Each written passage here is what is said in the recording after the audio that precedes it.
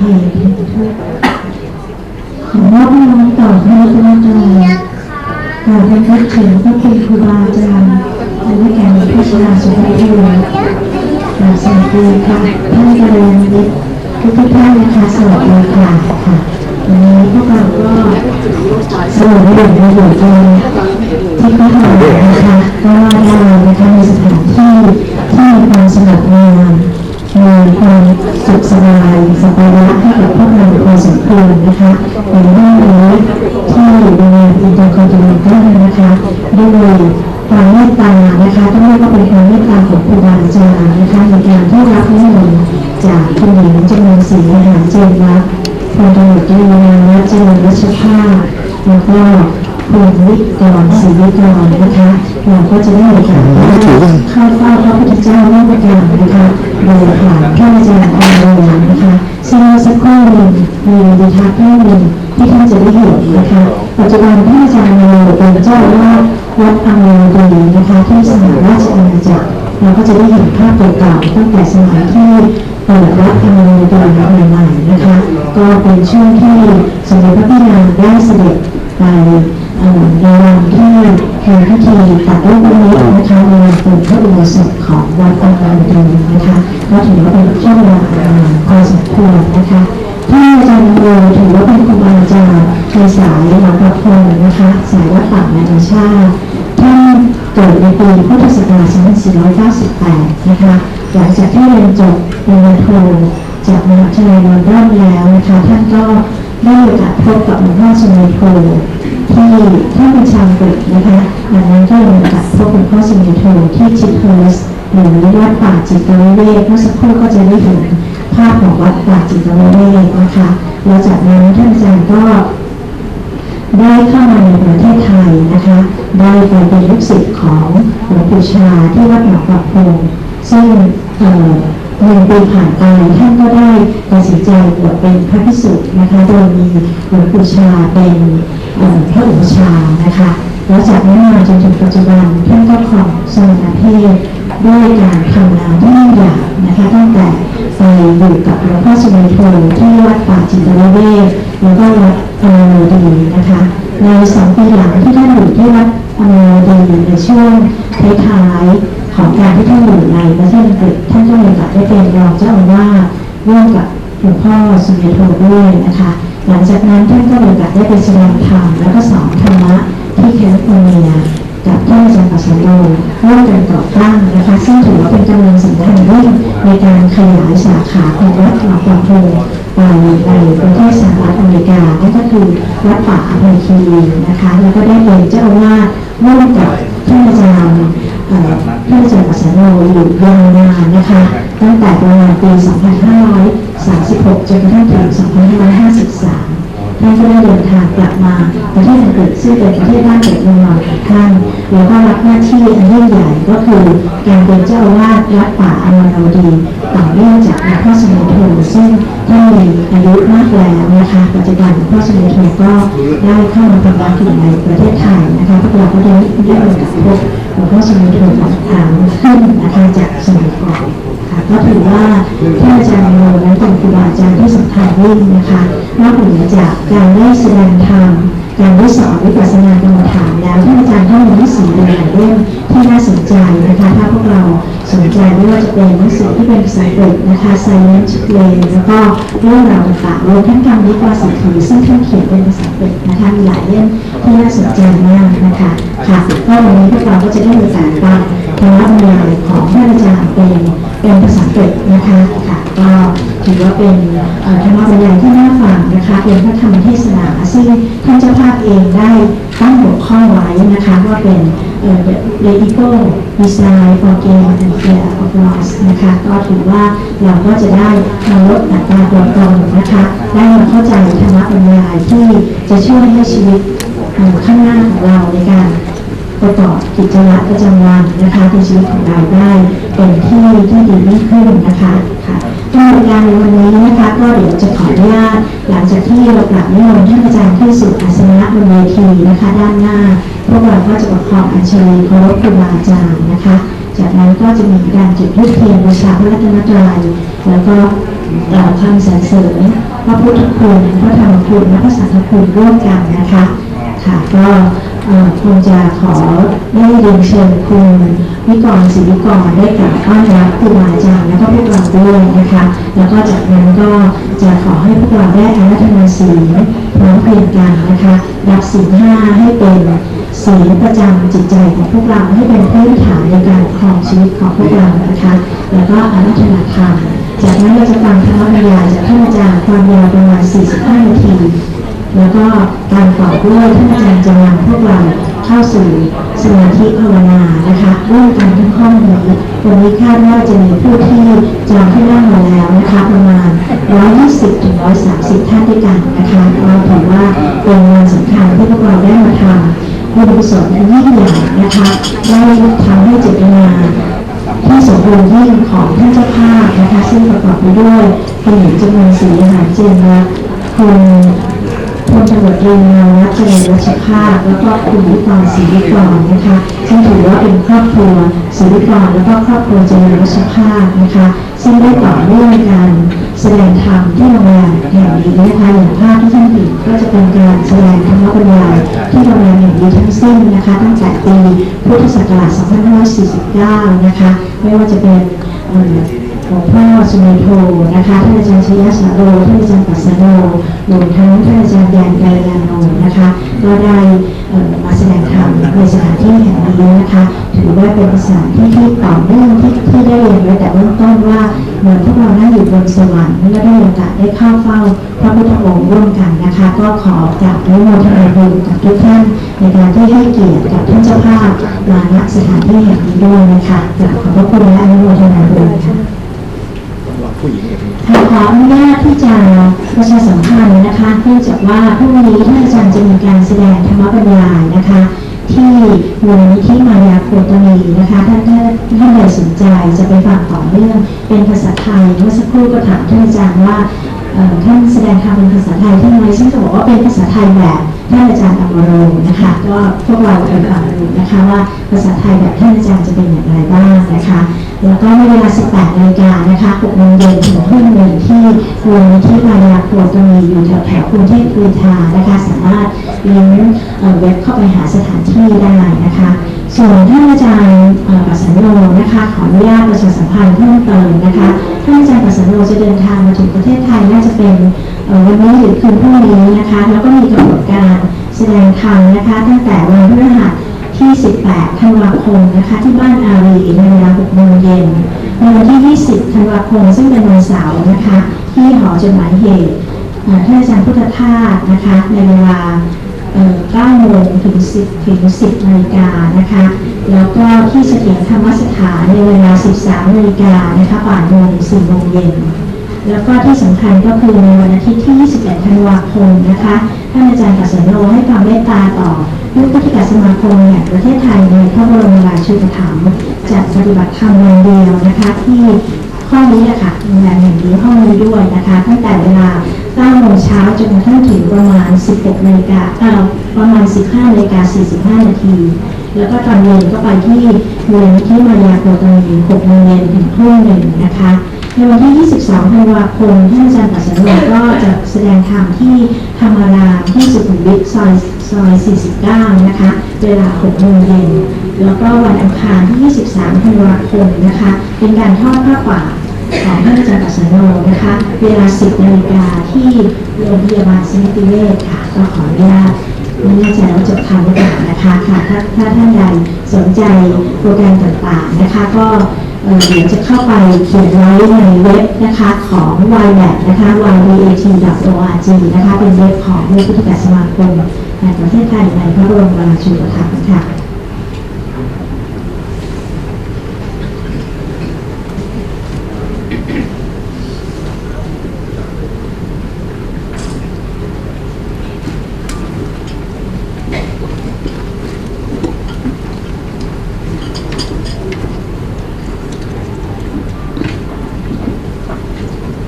นมัสการหลวงพ่ออนาโรและกราบขอบพระคุณเพื่อนๆเครือญาติและพี่น้องทุกคนที่ให้เกียรติมาในงานธรรมบรรยายครั้งนี้นะครับผม มูลิกรศรีวิกรซึ่งครอบครัวศรีวิกรและครอบครัวราชภาพก็ได้มีการจัดการทำธรรมบรรยายอยู่หลายครั้งแล้วก็จะเป็น tradition ของเราทุกปีซึ่งเราก็อยากจะจัดการบรรยายธรรมให้กับพี่น้องทุกคนผมคุณปฏิบัติทุกท่านครับขอบคุณครับ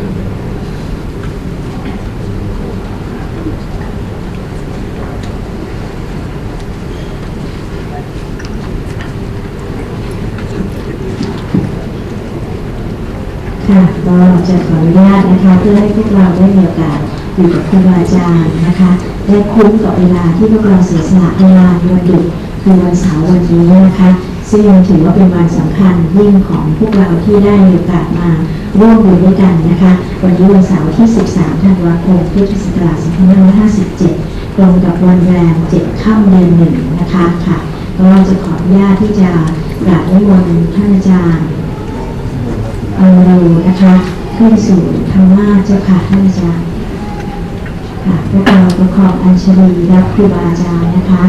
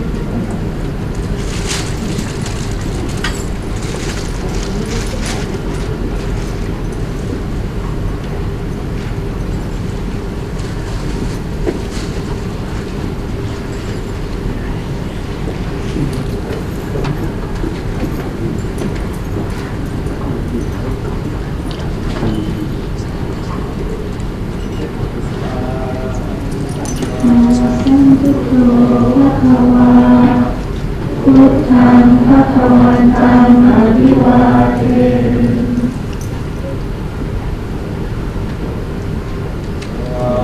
นะโตภะคะวะตาธัมโมธัมมังนัมสสามิ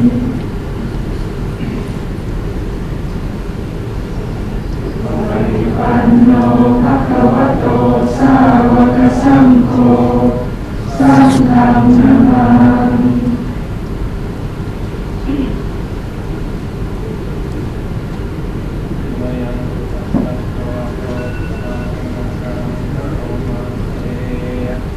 นะโมตัสสะภะคะวะโตอะระหะโตสัมมาสัมพุทธัสสะนะโมตัสสะภะคะวะโตอะระหะโตสัมมาสัมพุทธัสสะนะโมตัสสะภะคะวะโตอะระหะโตสัมมาสัมพุทธัสสะ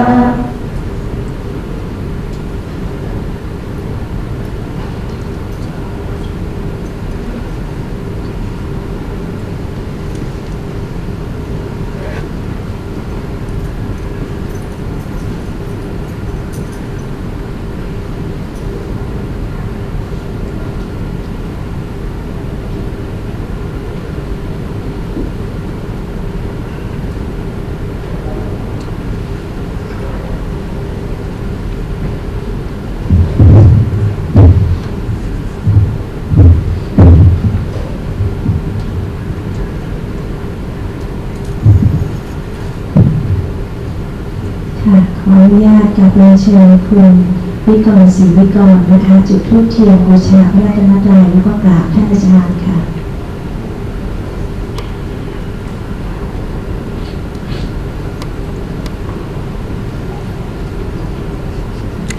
พวกเราน้อมใจนะคะ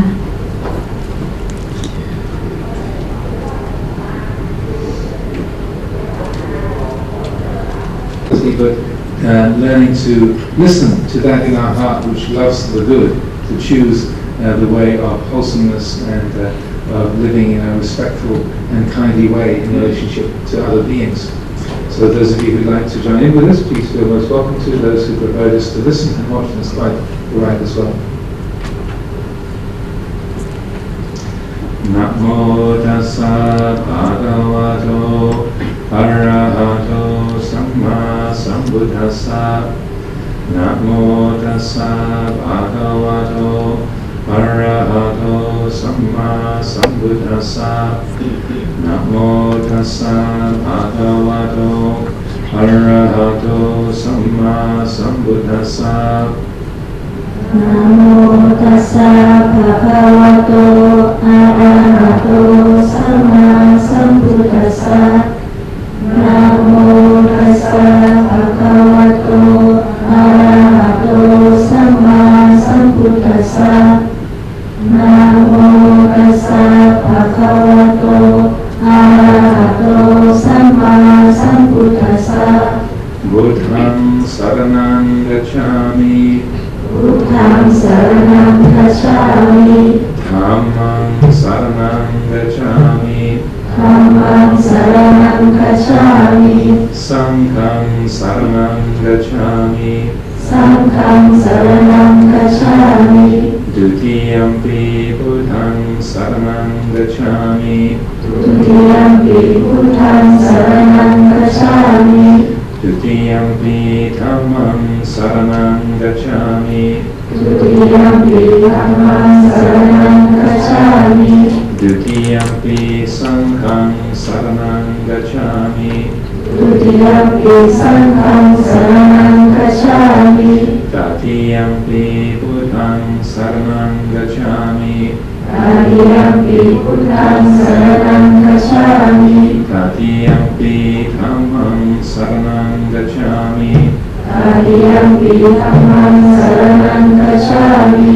Tatiyampi Sangham saranam gacchami. Tatiyampi Sangham saranam gacchami. Tisarana gamanam nititham. Ante. Pavanati pata Veramani sikkhapadam samadhiyami. Anadipata Veramani sikkhapadam samadhiyami. Pratinadana Veramani sikkhapadam samadhiyami. Pratinadana Veramani sikkhapadam samadhiyami. Kamesu miccācara Veramani sikkhapadam samadhiyami. Kamesu miccācara Veramani sikkhapadam samadhiyami.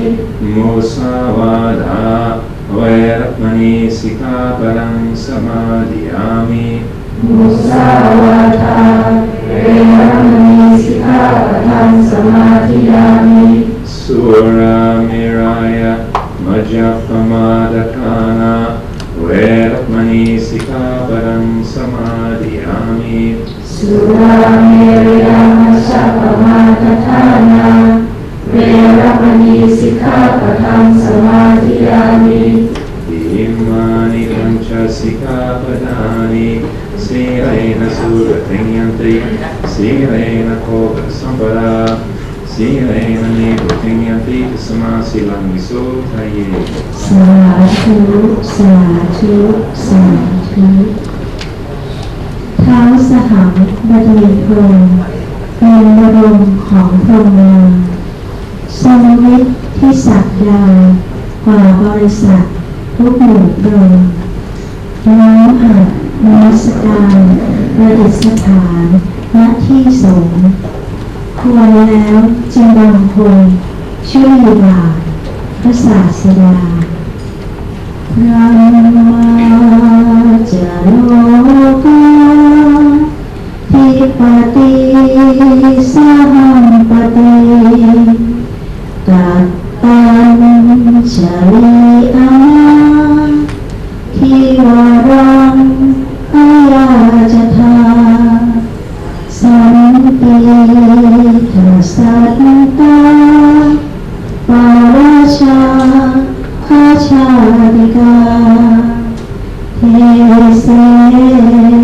ธัมมังอนุกรรมปิมังปัสสัง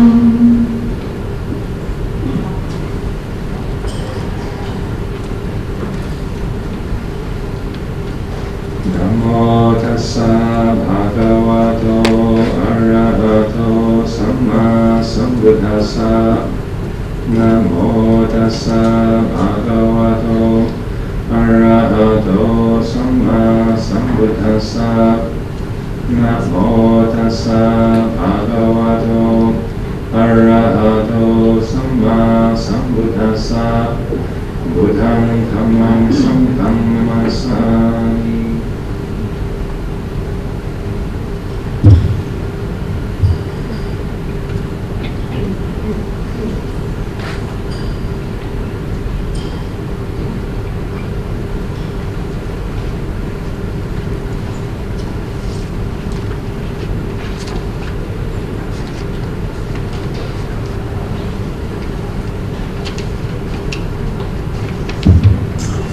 The subject of today's talk, you can see on the wall behind me, and you'll have seen also on the announcements for this event. The subject is the ego, and in particular the desire for gain and the fear of loss. So this I felt was a useful theme, because this is something which touches all of our lives, whether we are living in a monastery, whether we are living a family life, whether we are a younger person, an older person, whether we are, say, living here in Bangkok or out in the countryside. Every one of us as human beings relate to these experiences of the desire to get and to gain, to have, to succeed, and the fear of losing, the fear of failure, the pain of losing something that we feel has been ours and now has gone. So I'm aware that English is not the first language of most people here, and so I'm very happy to be speaking in English, because it's 1,000% better than my Thai. But I'm speaking with the hope that everybody can understand, so I'll try to talk in a clear way and to use language that is accessible, but we'll have a time for questions. So if anything that I say are not say clear or need some more explanation, then I would encourage people to be ready to ask and to bring up questions that you might have to resolve any doubts that are still there. The experience of gain and loss, this pair of qualities, these are two of a series of qualities that are called the Loka Dhamma, or the worldly Dhammas in the Buddha's teachings. And also they are known as the worldly winds. So these are the things that blow us around as human beings, and that are say experiences in our life that have a powerful effect upon us, most people as human beings. So gain and loss is one pair, and then honor and dishonor, or being having a good reputation or having a bad reputation. So that's the second pair. And happiness and unhappiness, sukha and dukkha, that's the third pair. And then being praised or being criticized, that's the fourth pair. So these are the Loka Dhammas.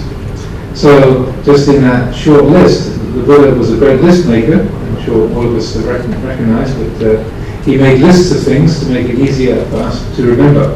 So these are the four worldly Dhammas.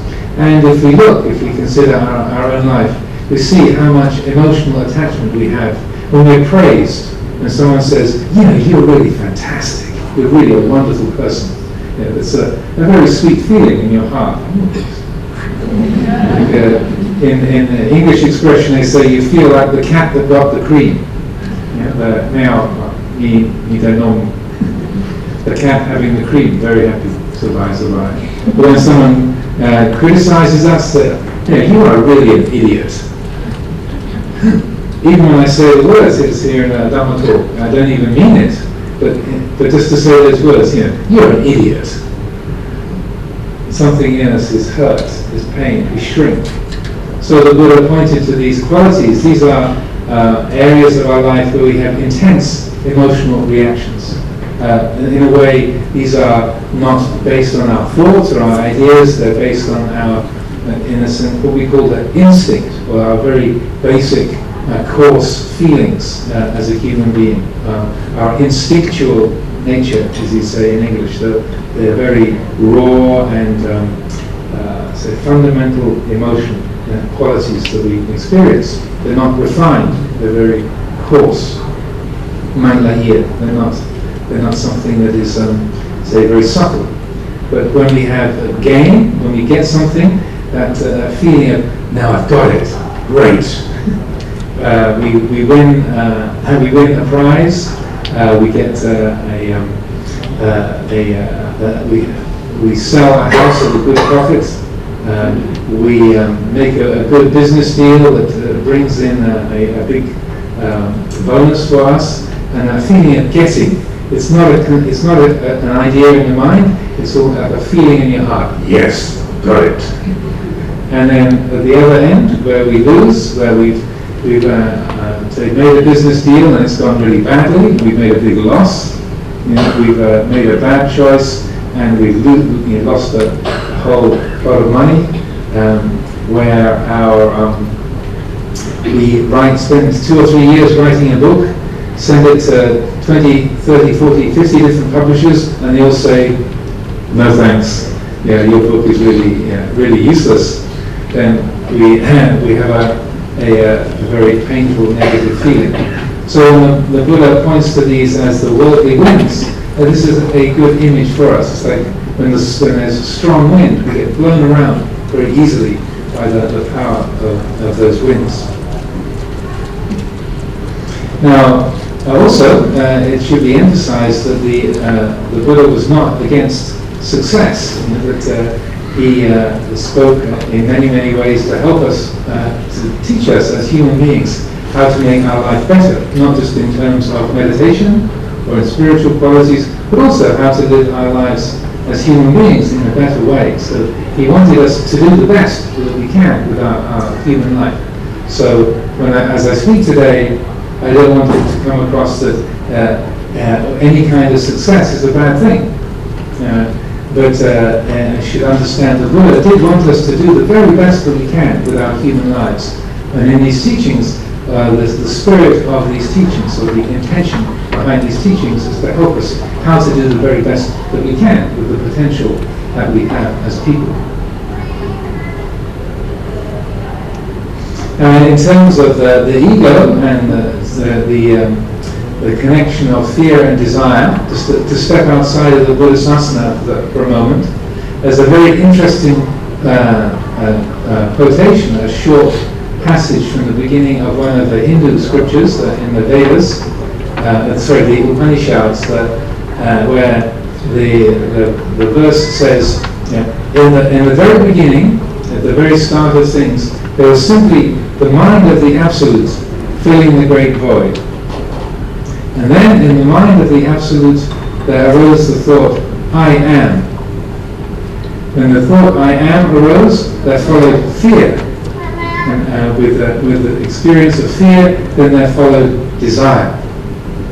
So I thought this is a very interesting spiritual statement, because it talks about it in terms of like the ancient past or a grand sort of level of the universe, but it also talks about our own mind, here and now.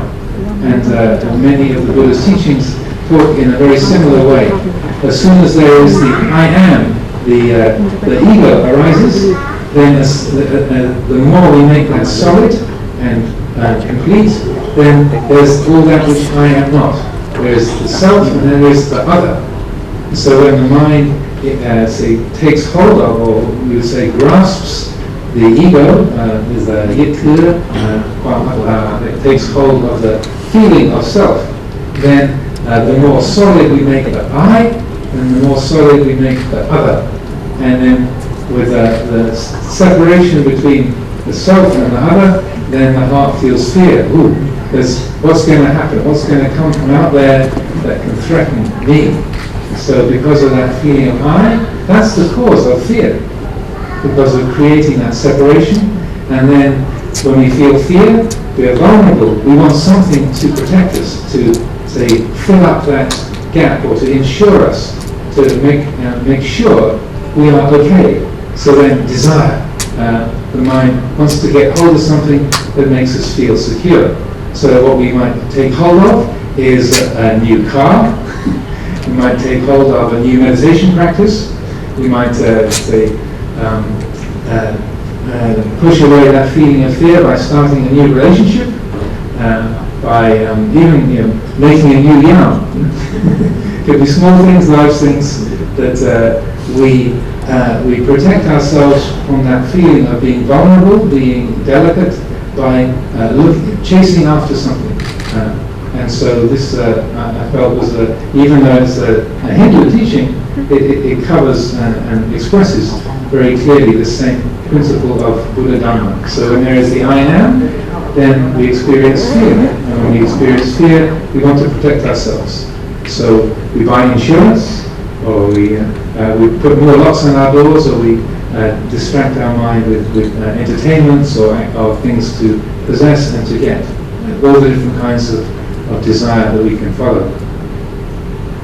So when we think about these two qualities, because they are based, when desire and fear arise, they're based on that, if we agree with my suggestion here, that any of us who've lived in the world and looked at our lives have explored the experience of desire, and many of us have had the experience of it never being enough. When we get something new, for a moment we think, oh great, fantastic, and then we're pleased for a little while, but then after a bit it becomes ordinary. And I was being told about this the other day. They did a test on people buying a new car. They said when someone buys a new car, there's a conscious feeling of pleasure for 3 days. After 3 days, it's ordinary, and you start to be more conscious of, oh, I've got to put more petrol into it, or I've got to insure it, or I've got to park it in a place where no one's going to damage it. But it's only a thrill for 3 days. Also, I think any of us, it's not just a matter of buying a new car. Even when we were small children, when I was a little boy, I fell in love with a little toy car. I came from quite a poor family, so in my family we had the standard: you only got presents on your birthday or at Christmas. That's the only time. And so my birthday was coming, and in the window of the toy shop in our little village, there was a car, particular kind of car. Now, those of you who are around in the late 50s or early 60s, I think our hotel manager will remember in Germany, the little bubble car made by BMW with the door on the front, 2 wheels at the front, 1 wheel at the back. It's called a bubble car. And there was this little model of a bubble car that was mauve color. And I fell completely in love. And every time my mother took me to the village, I would rush to the toy shop and press my nose against the window and look at this beautiful bubble car, little mauve bubble car. And I begged my mother, please buy me the little mauve bubble car for my birthday. And so she made no commitment. Said, well, yeah, we'll see. And then as my birthday was coming and I went into the village and I looked in the toy shop, then to my horror, the little mauve bubble car had disappeared. Oh no, it's gone. And so I'm all upset, I was a bit of a tearful child. Oh no, the bubble car's gone. I didn't get it. My mother's like, I don't know anything about that. So she was she was collaborating with the toy shop owner, so he didn't tell me either. And so during this time I said, please get me the little mauve bubble car, and if you get it for me, I'll never want anything ever again. And I really meant it, Lumpos Emelius also talked about when he was a small child, there was something that he also begged for, and he promised his mother, I'll never want anything ever again. Just get me this one thing. I promised. And at the age of 4 or 5, I really believed it.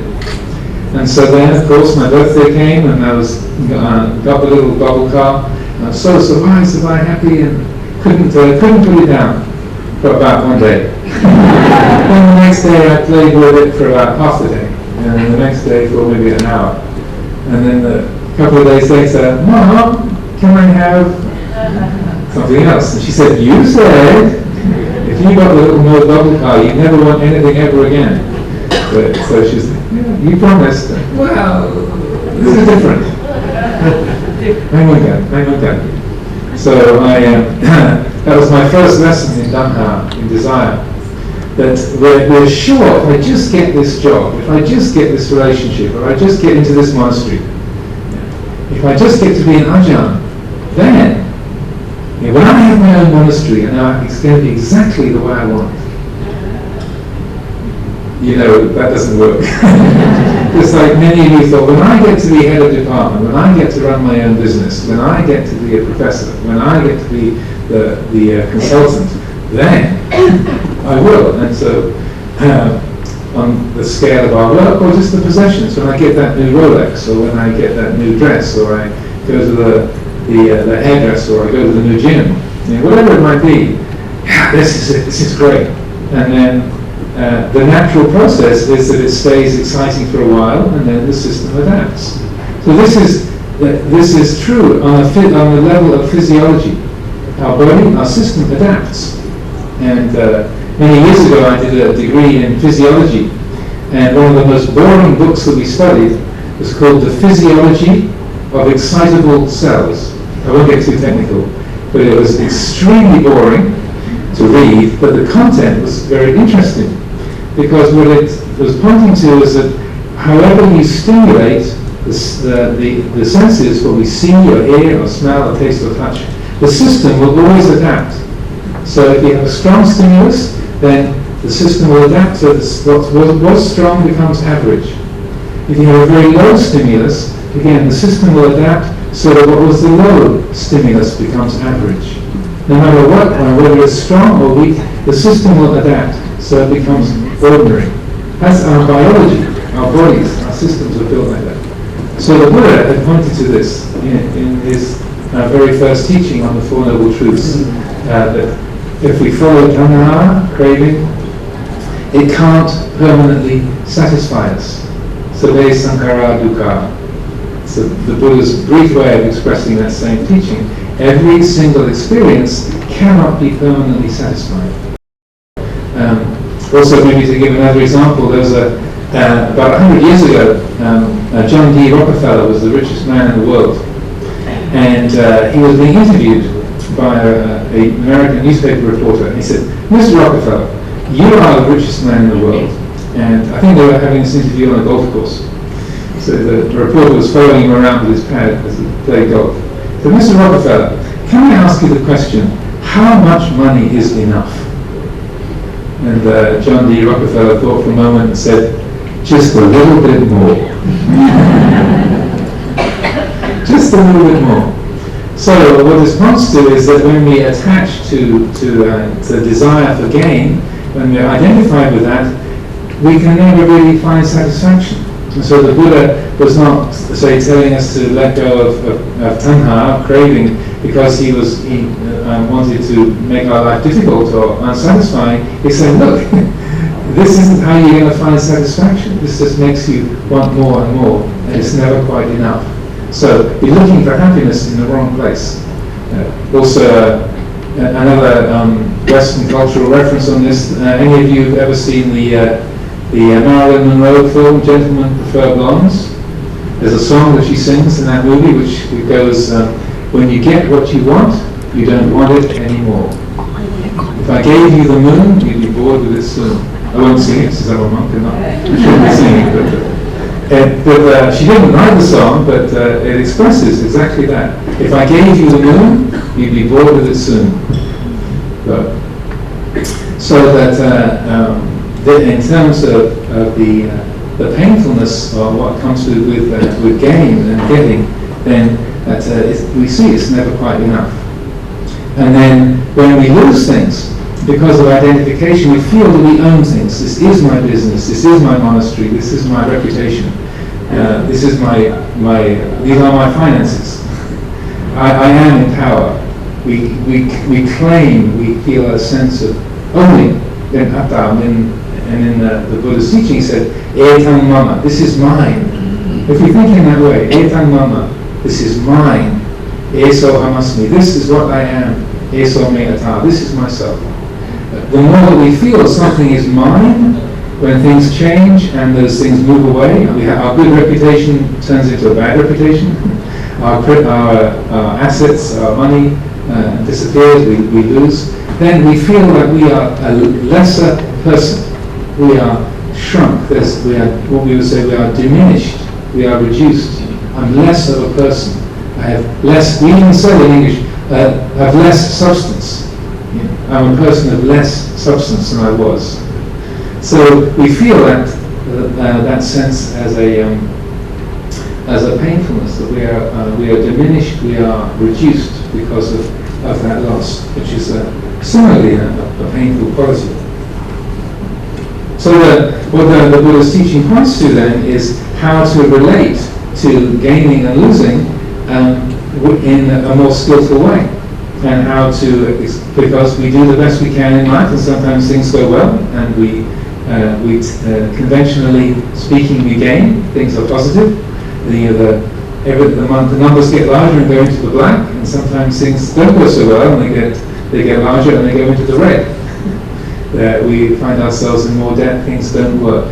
We start a new monastery and nobody shows up, and all the monks and nuns leave. You're left there with the cat. Oh well, but it didn't work out the way you wanted to. So things go well, things go badly. That's the way life operates. That's normal. But the Buddha's teaching, he tried to prepare us for that, and learning how to deal with gain and loss from an understanding of nature rather than based on self-view, based on atta. So in terms of loss, the most common teaching of the Buddha about this is based on his own considerations before he left the palace. Often this is put into the form of him going out with Chanda, his charioteer, into the town to see and seeing an old person, a sick person, and a dead person. And then the fourth one was the wandering monk.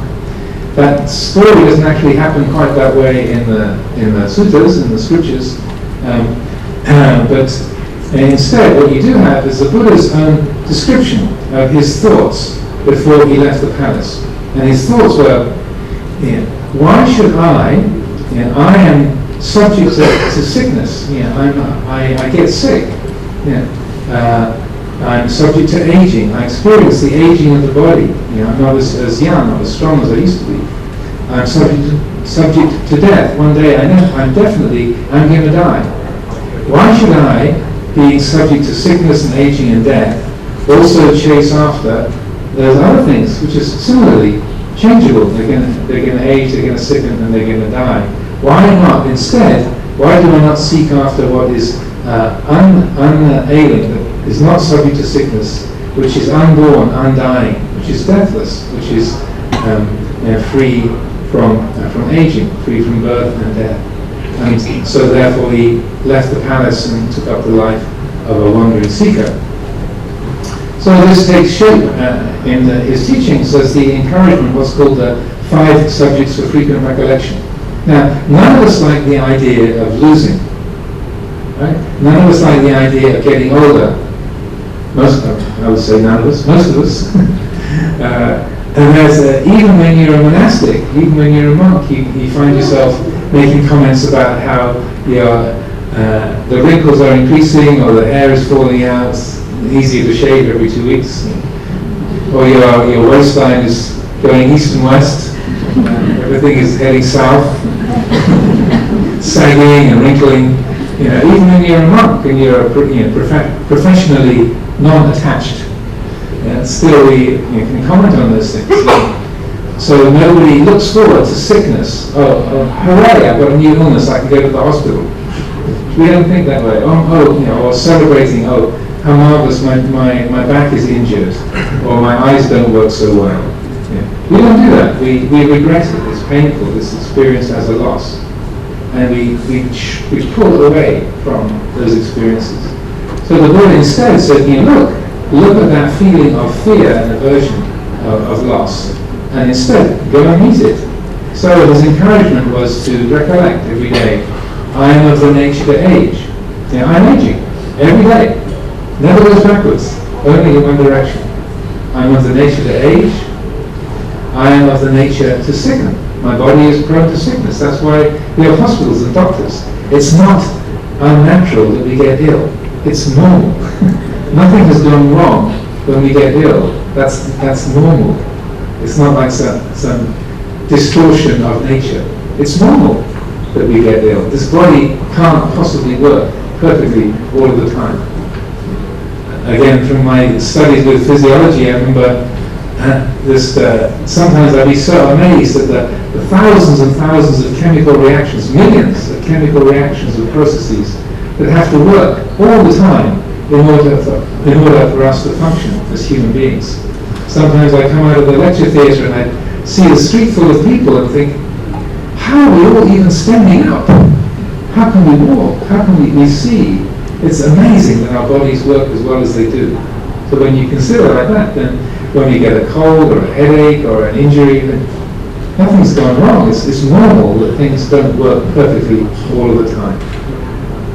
So the Buddha's encouragement is consider, I'm aging, I'm subject to sickness, I'm going to die one day, that I am of the nature to die. And then all that is mine, beloved and pleasing, will become otherwise, will become separated from me. This is the English version of these verses that we describe. So Bayadi Dhammomi Bayadi Natito, Jaradhammomi Jaradhammomi. These are natural qualities. All that is mine, all the things that I think I possess, they're going to leave. Not because I didn't have good insurance, not because I was careless and I left them behind, but because everything that we think of as ours necessarily is going to depart, because that's the law of nature. It's nothing going wrong, it's not an accident, it's how life works. So that's painful when you say those words, all that is mine, beloved and pleasing, will become otherwise. They will be separated from me. Then when you say that, our instinct is go, no, you don't mean that, that can't be right. Let's negotiate. I need to get better locks or better insurance, better doctor. But the Buddha is not saying these words to make us feel uncomfortable, but he's saying, look, this is how life works. Be realistic, wake up. If I say the words, every single person in this hall is going to die one day. That should not be news, right? But when I say those words, isn't it, I'm not reading anybody's mind, but when I say those words, something in us goes, oh, no, that can't be right. But it's the fact. So what the Buddha is doing is saying that what we take to be a loss doesn't have to be seen that way. Look, this is how nature works. It's only a loss in terms of the ego saying, I am the owner of this. This is mine. I have the rights to hang on. I've had this yarn since 1986. It's definitely my yarn. I'm very pleased with it. I look after it. I've repaired it many times. But all that is mine, beloved and pleasing, will become otherwise. One day we're going to separate somehow. I don't know how. This body, even more. So it's important to understand that Buddha wasn't trying to be sadistic or cruel or make us upset. He's saying, look, if we see that these things were never really ours, we're only the temporary guardians, then when things come, we're pleased to have them. When they go, then our heart does not break with them. If you see it, everything is anicca is impermanent, then when it goes, our heart doesn't go with it. We just realize, oh, that's the way it is. Many years ago, when I was a novice at Wat Pah Nanachat in northeast of Thailand, one day there was a Thai monk who was living in the monastery, and he was repairing a sewing machine, one of the old treadle Singer sewing machines. And I was focusing on what he was doing. He had this screwdriver and he was trying to to loosen the screw in the plate of the sewing machine. And so as he turned the screwdriver, then it snapped. The metal broke. And so immediately I said, "Damn!" And he said, "Anicca." But at the same time, "Anicca." And right there was a sort of east-west meeting there. Oh, yeah, I thought that was permanently a screwdriver. And he thought it was just screwdrivering for a while, and now we'll use it for something else. Because its nature of the screwdriver just changed. So when we reflect in that way, then we relate to loss. We see that's only a relative truth. In terms of gain, there's a whole collection of teachings that the Buddha gave about what's called labha in Pali, the labha samhita. And one of the teachings he gave is it's a bit rude and challenging. I think he was probably giving this talk to a group of extremely rich people. He was trying to get the point across. But he said, once upon a time there was a dung beetle. A little beetle, and dung beetles, they get manure, they get dung, and they roll it up together with some grass, and they lay their eggs in it, and the eggs then hatch to become new dung beetles inside the ball of dung. And so normally as human beings we wouldn't think of dung or manure being something precious. But it said, the Buddha pointed out, this dung beetle is rolling its ball of dung, the mother beetle, and she's very happy with how her ball of dung is taking shape, and she thinks, this is the best ball of dung in the whole area. This is the biggest and best ball of dung. My ball of dung is really bigger and better than anybody else's. So the Buddha was saying, this is just how wealthy people can relate to their own wealth. They're proud of it. I've got so much money, and look at the size of my yacht. I've got the biggest yacht in the harbour. No one's got a bigger boat than me. Look at this. They're proud of the big thing that they have. But he said, for a rich person, it's really no different from the dung beetle saying, look at the size of my dung ball. My dung ball is bigger than everybody else's dung ball. I think he was deliberately trying to provoke his audience to get a bit of a reaction, but also in a very kind way to help us to see, even as a monk you can be full of the fact, I've got 36 pansa, I'm a senior monk.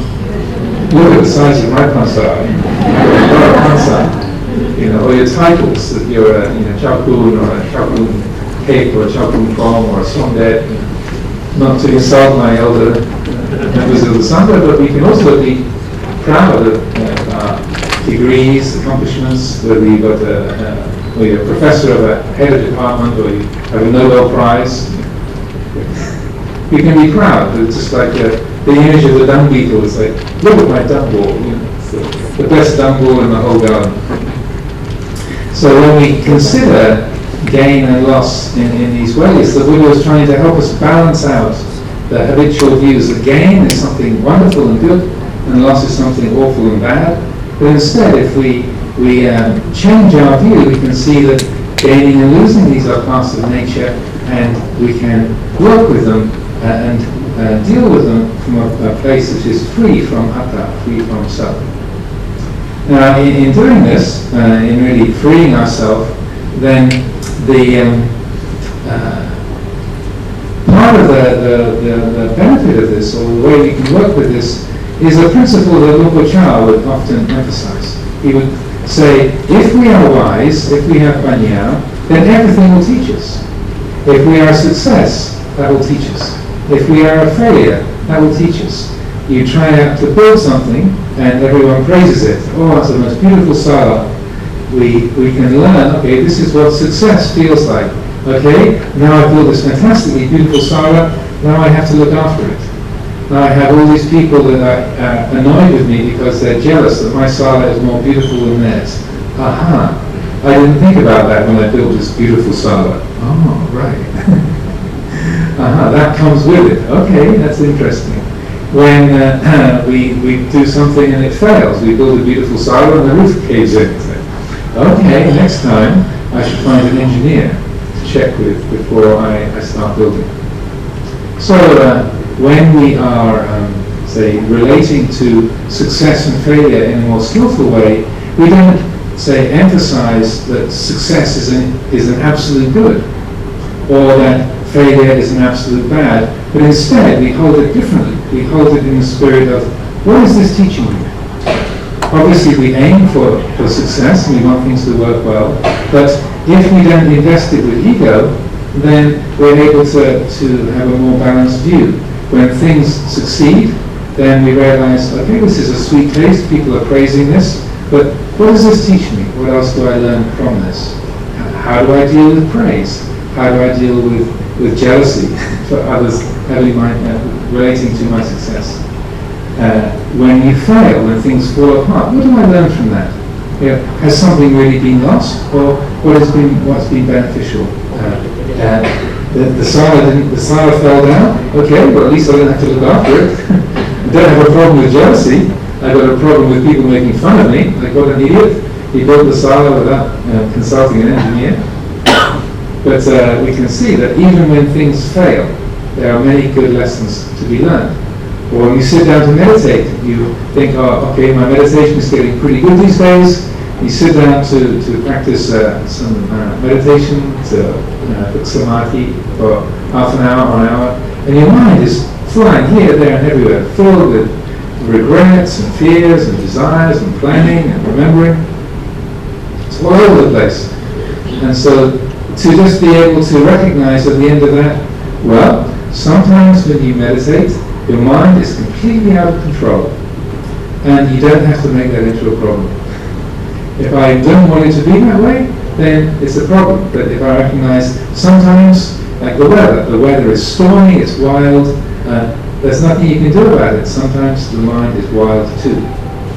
Now, a little exercise I like people to do in terms of reflecting on gain and loss and success and failure is to consider. Take yourself back 5 or 10 years and think of an event at that time that you were really pleased about. You got a book published, you got married, you got appointed you got a promotion, you moved to a new town, and you thought, great, this is fantastic. It's all come together, this is just what I wanted. And now, 5 or 10 years later, when you look back, you think, how on earth could I have been celebrating? I was so happy when I got that new job. I was so happy. I thought it was going to be so great, that new house, moving to that new town, or joining that monastery. It was going to be so great. How could I have been celebrating? And what you were happy about turned into a real disaster. It was really painful and difficult. Again, I'm not reading anybody's minds, but this is a very common experience. Is that correct? Yeah. So at the other end of the scale, things that, say, 5 or 10 years ago, think back and consider something that happened. You had an illness, or you had a divorce, or you got fired from a job, or your company collapsed, you got thrown out of the university department, your party got, you lost all the votes, got kicked out of your position. And at the time it was a complete disaster. It was painful, it was difficult, you were heartbroken. Like, this is the worst thing. It's all fallen apart. And then 5 or 10 years later, you realize, well, I never would have asked for that, but actually, that's the best thing that ever happened to me. Anybody had that kind of experience? This is just statistics, This is the way it works for most people. So, if you consider that carefully, so then if that's the case with things that we've experienced in the past, then what does it say about success and failure in the present? So when something is really good and you think, great, that's fantastic, this project has really gone well. So then, rather than thinking, oh dear, what's going to happen now, and becoming worried, just instead to say, okay, well, this is the sweet taste of success. This is a gain. Okay? Now, what can I learn from this? Let's not get drunk on this, and let's consider what this might turn into. Well, like I was saying earlier, that, okay, I succeeded, I won the prize, everyone's praising me. Now I wasn't expecting it, but now I've got all these people who are jealous of me. Now how do I deal with all that jealousy? okay, that is something you then can relate to with wisdom, rather than resenting it or saying people shouldn't feel that way. Similarly, when things are bad, things are difficult, when they are, say, your project falls apart, then rather than being heartbroken, say, okay, well, that didn't work. And like any of you who studied science or remember your science classes in school, that the chemistry teacher or the physics teacher, at least mine always told me, that there's no such thing as a bad experiment. Yeah, every experiment, even if it fails, will tell you something, will teach you something. So I encourage this kind of way of working with these qualities. Now, when the Buddha taught about success or how to succeed, he spoke in terms of what's called the four bases of success, or the four iddhipada. Now, oftentimes in common Buddhist thinking, when we talk about the iddhi or the iddhipada, people think of those in terms of psychic powers. But it's mostly the iddhipada is not talking about the development of psychic power. It's how you succeed in cooking a good meal, how you succeed in building a hut, how you succeed in getting to the InterContinental Hotel. And the example when I was talking about yesterday was is that Ananda gives is saying, talking to someone who came to visit him at the Gositarama, the park in Kosambi, and he said, you had to be interested to come to the park. There had to be chanda. So to succeed at something, succeed in coming to the park, you had to have the idea, I want to go to the park. So it's a very basic, ordinary level. So this is a set of qualities that we can reflect on in order to help ourselves to succeed at anything. So whether it's succeeding with your business, with your monastery, with your meditation practice, or cooking a meal, this applies in the same way. So the first one is interest. You have to want to get to the park. So chanda is also desire or interest, enthusiasm. So it's desire. Yes, I want this business to work. I want to build a new hotel. I want to have a series of Dhamma talks in Bangkok. We have to be interested to do that. The second one is energy. We need to put effort into doing it. We've got to apply ourselves. So virya is the second one. The third one is chitta. In this instance, it means thinking about what it is that you want to do. Okay, let's have a series of talks in Thailand, Pra Ajahn Amaro. How are we going to do that? Where are we going to talk? Who's interested? What are the themes that are going to be valuable? So chitta, thinking about what it is that you want to do, how are you going to do it, using your memory, your experience, your intelligence to weigh up the picture. And then the fourth one, the fourth base of success is reviewing. Okay, having launched this project, having put up this building, having started this business, or opened up this new department in the university, does it work? Is anybody showing up? Are the students learning? How does the meal taste? Did it succeed? Did it not? So vimamsa is reviewing. It's like looking at the results of what you've done, the work that you've done. So that's how things are, how you create the feedback. So you learn, okay, that worked, that didn't work. So rather than relating to ego-based success and failure, that your desire for success and fear of failure, rather you're using the simple model of the four iddhipada of interest, energy, reflection, or say thinking things through, and then review it. And I was talking about this I was leading a retreat in Israel a couple of weeks ago, and one of the people in the retreat said, that's a really good business model. The Buddha had that figured out a long time ago. It's a really good sort of method for developing a business. So when we are, say, looking at the way that we work, the way that we act, the things that we want to do, if we begin to recognize those habits of fearing failure, desiring success, desiring gain, fearing loss, then the important thing is, first of all, to notice that the quality of self, the ego, sort of jumping into the project and taking over. So it becomes not so much a matter of, say, you want to build a clinic or a hospital. It stops being the clinic that will serve the people, and it's become my clinic. Well, they will think of me, I want to be praised, I want to succeed, I want to be thought of as someone who got it right, who's done a good job. And so the people that are going to be helped to go into second place, and me, the great I, is coming to first place. So if you see the mind doing that, to recognize, this is the ego taking over. To notice that, to discern that, and to use the strength of your mind to let that go and say, okay, well, it's not about me, it's about serving the people, to look after the well-being of the public. That's what it's for. Whether I get praised or I get criticized, that's secondary.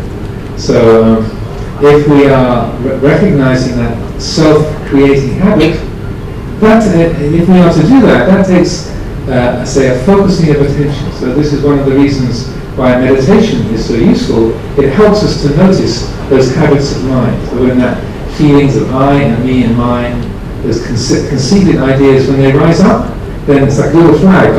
It's me again. This is the mind creating self. In Pali, this is ahankara, made of I am. Mamankara, made of mindless. So when we use the meditation and mindfulness to see those self-centered, egotistical habits, then we have a chance of letting them go. If we don't recognize them, we can't let them go. We need to see that they're there, and once they've been seen, then through mindfulness, through wisdom, they can be let go. And then the work that we do can be carried out with energy, with enthusiasm, with commitment, but without creating a lot of self around that. And so then we are then doing the best that we can, but we're also, because our work, our efforts are free from ego, then whether it succeeds, if it succeeds, we don't get drunk on that. We don't get carried away. We don't set ourselves up for dukkha by grasping success. And similarly, if things fail, they don't work well, then we don't set ourselves up for dukkha by identifying with it and being heartbroken and destroyed when the project doesn't work. But instead, we learn from the things coming together or things falling apart.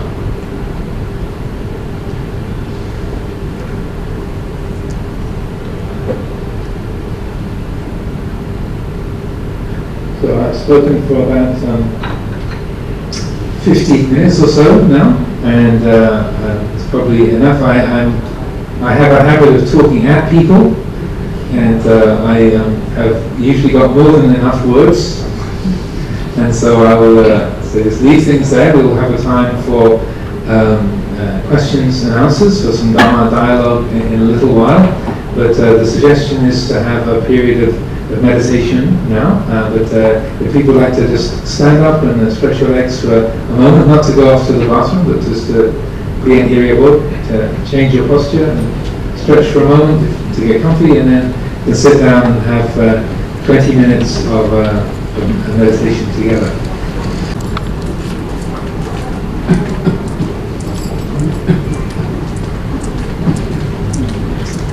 Please take a moment to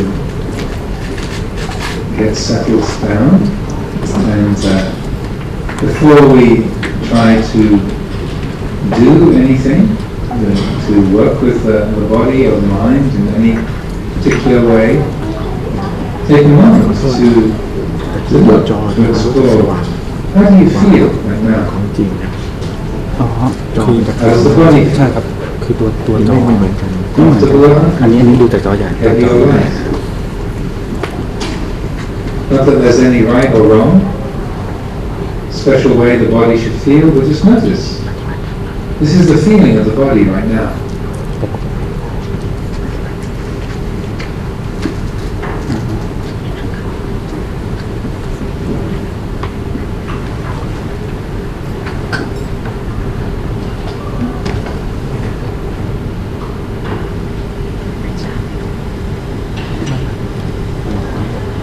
What is the mood? How does the mind feel? Are we feeling interested, energetic? Are we feeling sad, depressed, sleepy, confused? Once again, there's no right or wrong mood of the mind, but it always helps to be conscious of what's the place that we're starting from, what is the material we are working with. So how is your mind?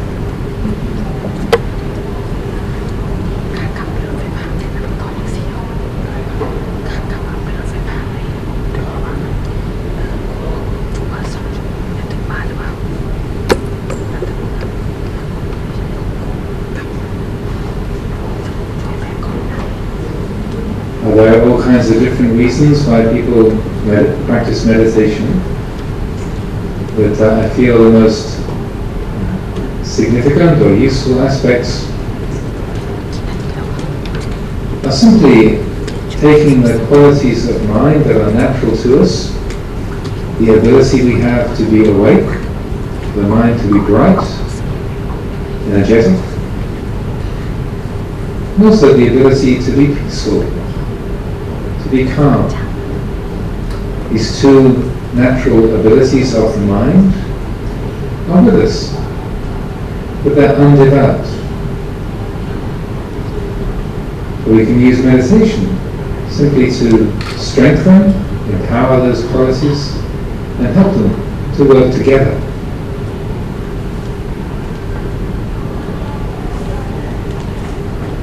And so to support the quality of brightness or alertness, bring your attention to your spine, to your back. Invite the body to sit in an upright way, so we're not slumped over or leaning heavily. The body is holding itself upright, not tense and rigid, but just with the spine stretching to its full, comfortable, natural limit.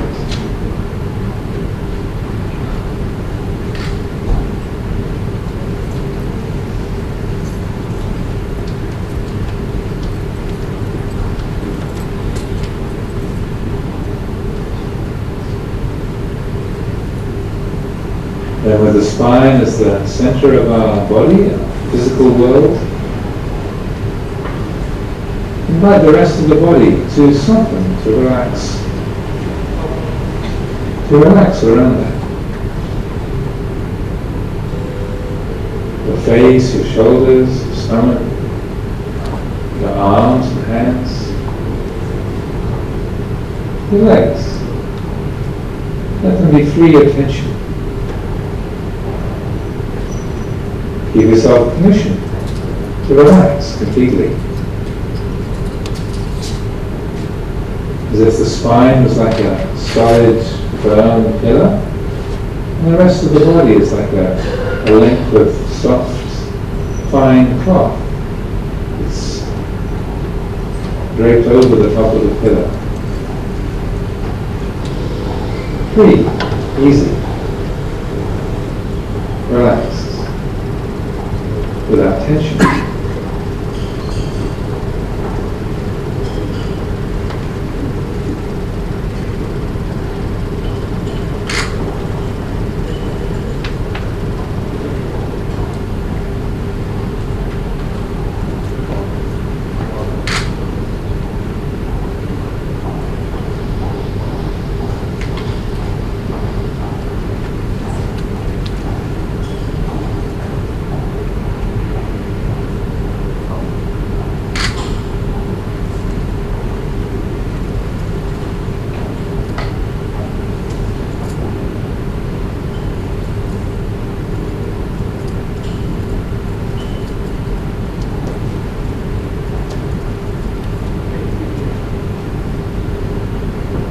The habit of the mind is to drift, to drift away, to slide in the direction of sleepiness, dullness, switching off, or to go in the other direction, towards being busy, planning, remembering, calculating, imagining. The more that the attention drifts away from the present moment, the more things get out of balance.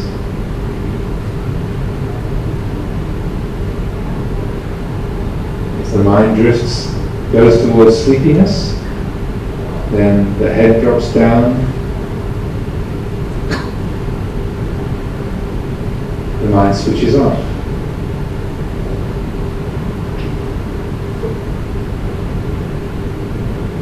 It drifts towards agitation, will become tense, busy. The mind running here and there. So to maintain quality of focus, to say keep everything well integrated, neither getting agitated at one extreme or sleepy at the other, the more we can keep the attention in the present moment, the more easy it is to maintain that quality of balance, energy and relaxation working together.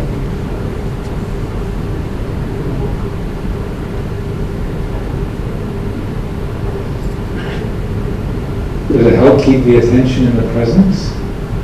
You simply take an object, a reference point. You can use many different things, but the most accessible is the rhythm of our own breathing. So for these next few minutes, 5-10 minutes, let the breath be the center of our world. All of our plans, our projects, our responsibilities, our worries, consciously put them aside just for 10 minutes. They can all be looked after later on. Right now, just let the feeling of your own breath be the center of your world.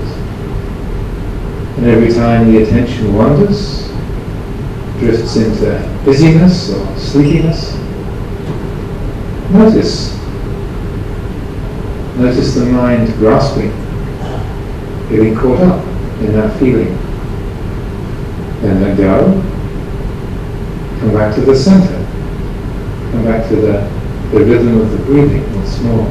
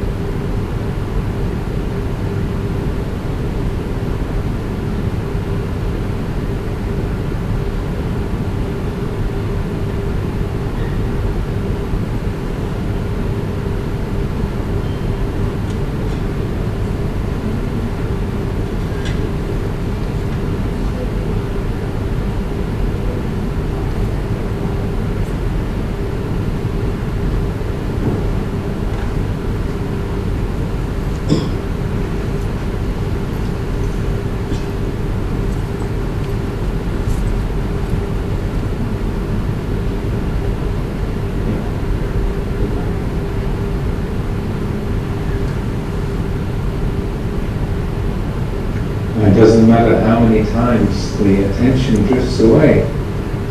We're not trying to force the mind to focus on the present just as an act of will. But rather this is learning how to deal with distraction. And the attention is carried away. And mindfulness, satipanya, mindfulness and wisdom, is what tells us, oh, I'm not at the meeting next week, I'm not back at the condo with my family, I'm here at the hotel, at the Dhamma talk.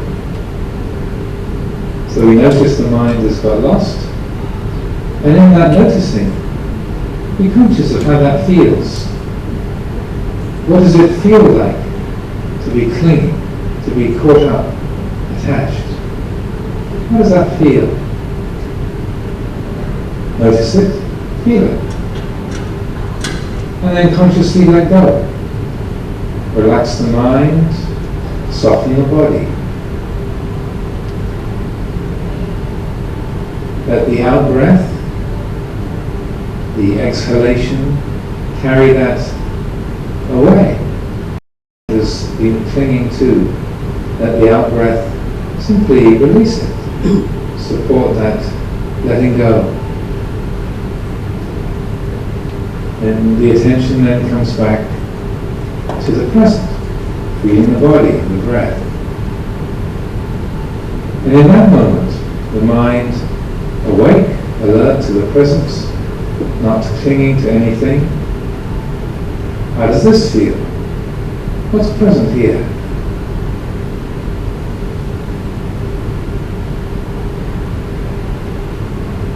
In this way we get to know the mind in the state of clinging, the mind free from clinging. We can taste that, know that, feel that directly.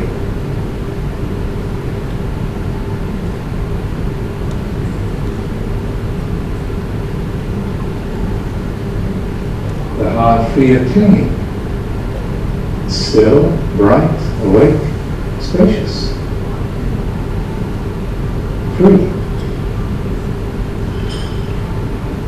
The heart caught up with clinging and attachment, it's narrow, tight, stressed. That's how it feels. So we don't have to make a choice. We can see, we can know for ourselves that our own panya, our own wisdom, be the guide as to what is preferable, what is delightful, what is the more beautiful and pleasant, abiding, free from dukkha, free from stress, dissatisfaction.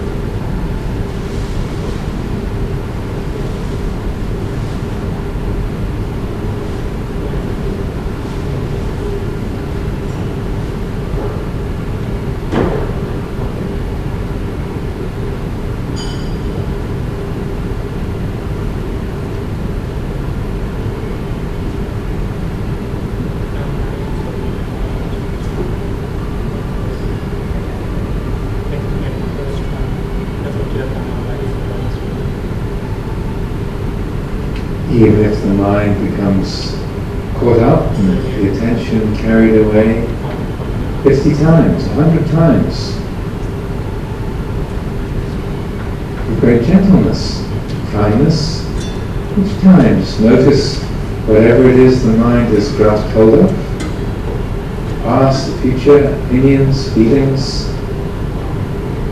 Notice that feeling of grasping. How is it?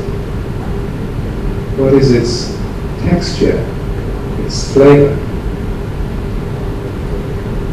The mind tight, clinging to a mood or a feeling, a sensation, an idea. And then relax. Let that go. And when the mind lets go, what's here? Purity, radiance, peace. When Monpo Cha was asked to define Nibbana, he would say, Nibbana is the reality of non-grasping. When the heart is free of grasping, not clinging, what's present is peacefulness.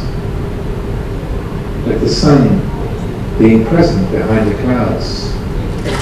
When the clouds disappear, the sun is present.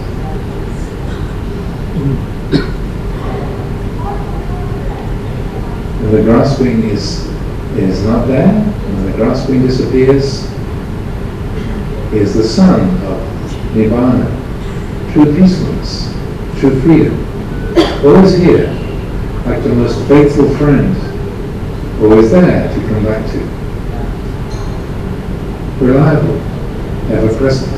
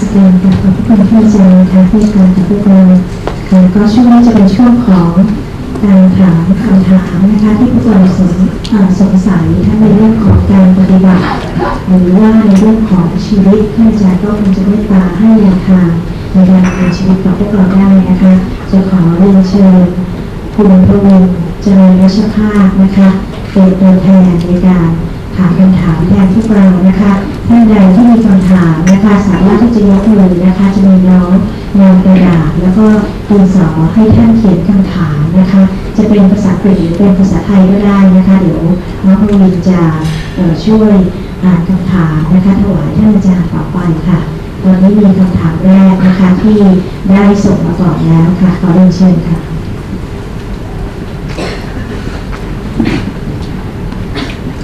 Greetings.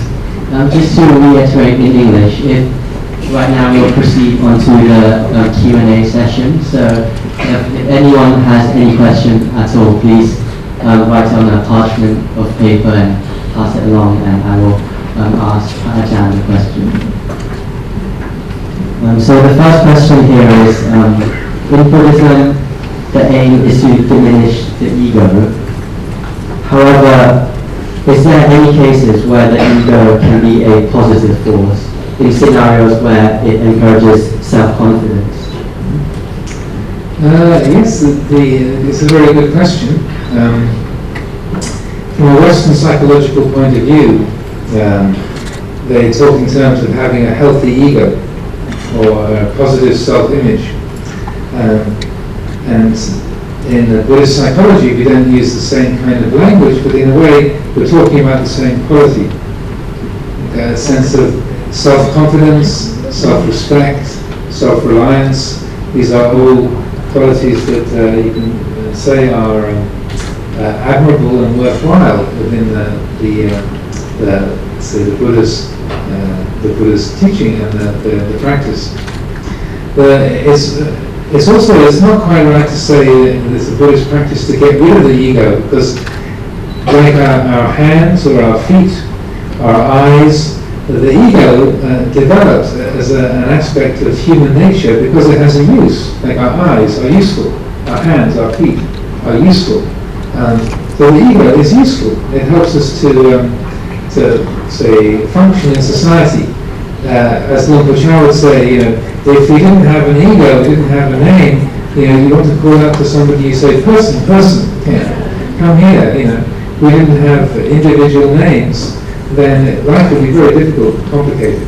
So the ego is useful. It's a helpful psychological structure. So it enables us to get along in the family, in the society, and work together with others. A sense of personal space, of personal integrity, personal commitments, and so on. Where it becomes a problem is where we take the ego to be an ultimate reality. That this feeling of I am absolutely solid, permanent, and independent from everybody and everything else. That's where the trouble begins. So the ego on its own, the feeling of aham, I am, that's not a problem. It's only when that's grasped and taken to be something that's absolutely true, then it becomes difficult. So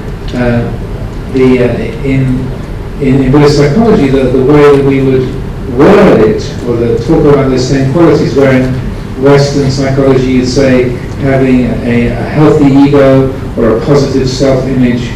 Instead, we would talk about having a quality of independence, say having a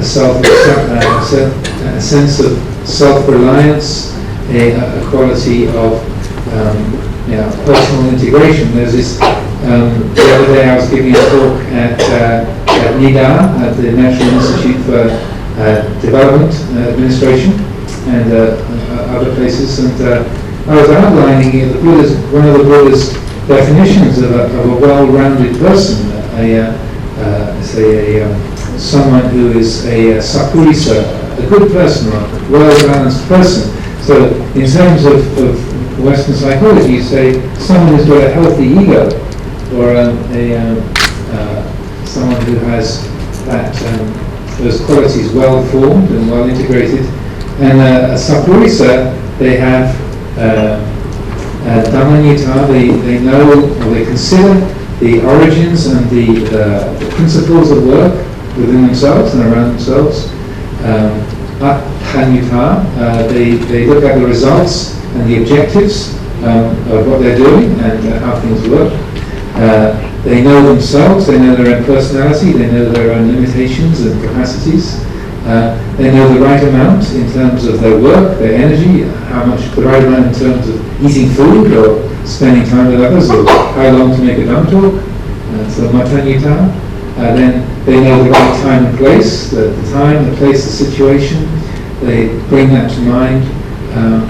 A well-rounded person has a sense of the group they're talking to. So speaking to this group here today at the InterContinental Hotel, so I'm not speaking in exactly the same way as I would do at NIDA, because you're not all in government administration and such like. Maybe some of you are. And I wouldn't speak in the same way if I was talking to a meditation class at Amaravati in England. So knowing the group that you're with and what is important and significant.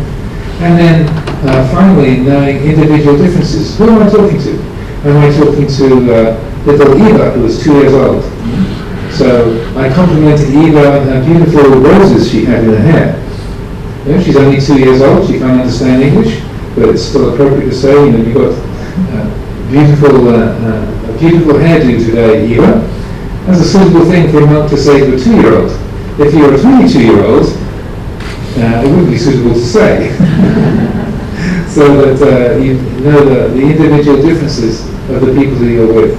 So that sense of well integrated, sensitive, a sense of autonomy and independence, these are all, say, qualities that the Buddha would praise, but they are, from a Western point of view, say, having a healthy ego or having a positive self-image. But so the same qualities are being addressed or talked about, but they're being talked about in very different ways. So when you look at the language, you say, hey, well, Buddhists talk about no ego or letting go of the ego. Western psychology says having a good ego, a healthy ego. It's important to take a step back and consider, now, how's the language being used? What's this pointing to? Is this really different, or is it just a way of speaking? Thank you. Just a disclaimer, this next question isn't from me, but it asks, I have a girlfriend, but when I see a more beautiful girl, I still have desire. How do I cope with that? Well, this is a very good question. An incident, it's also, I'm sure that person realizes they're not the only one who's ever had that experience. And I think it also works for women with men, women with women, and men with men. So many years ago, when Ajahn Sumedho was a young monk at Wat Pah Pong, many of you will know that Wat Pah Pong, Ajahn Chah's monastery, was famous for being really very, very austere. The local saying was that 3 months at Wat Pah Pong is like 10 years in any other monastery. It's a real sort of Green Beret boot camp kind of monastery. And so very strict routine, very strict Vinaya discipline. You get up in the morning at 3 o'clock, 1 meal a day. And Ajahn Chah was famous for, he would boast that Wat Pah Pong has the worst food in the world. And I could believe that was true. I lived there. So. And when the people in the kitchen would improve the quality of the food, he would scold them and say, no, you've got to reduce the deliciousness, you've got to make the food worse. So Wat Pah Pong was a really kind of rough place and hard, austere place to live. And nothing was very pleasing or exciting. It was very, very plain. The buildings are very plain, your own kutis, no decorations, no entertainment, no distraction.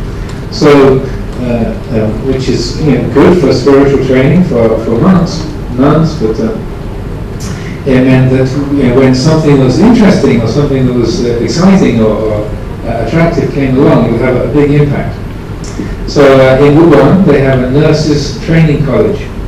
And every year, the teachers, the ajahns from the nurses college, would bring a group of the nursing students out to Wat Pah Pong, and they would receive instruction from Lumpur Cha. So back in this time, Lumpur Cha, because many people didn't even believe there was really a white monk at Pah Pong. He was Ajahn Sumedho was a kind of strange species. That's an albino alligator. Oh wow, that's a really big white monk. And so so Lumpur didn't want Ajahn Sumedho to be a kind of exhibit, like an albino alligator. But occasionally he would invite him out to meet groups of people, because people would be very inspired. Not only would they come with a Farang, come to live in Wuhan, but they live at Wat Pah Pong. Wow, amazing. And he is a university graduate with a master's degree in UC Berkeley and a big experience of education and a good background. Yet he wants to live here. So people would be very inspired to see him and to meet him. But he was still quite genius, so he wouldn't do any talking, but the Lumpur would have him come and sit beside him. So on this particular day, the group of the nursing students, so about 80 of these young teenage girls, all in their smart nurses' uniforms, or white and turquoise, white and blue uniforms.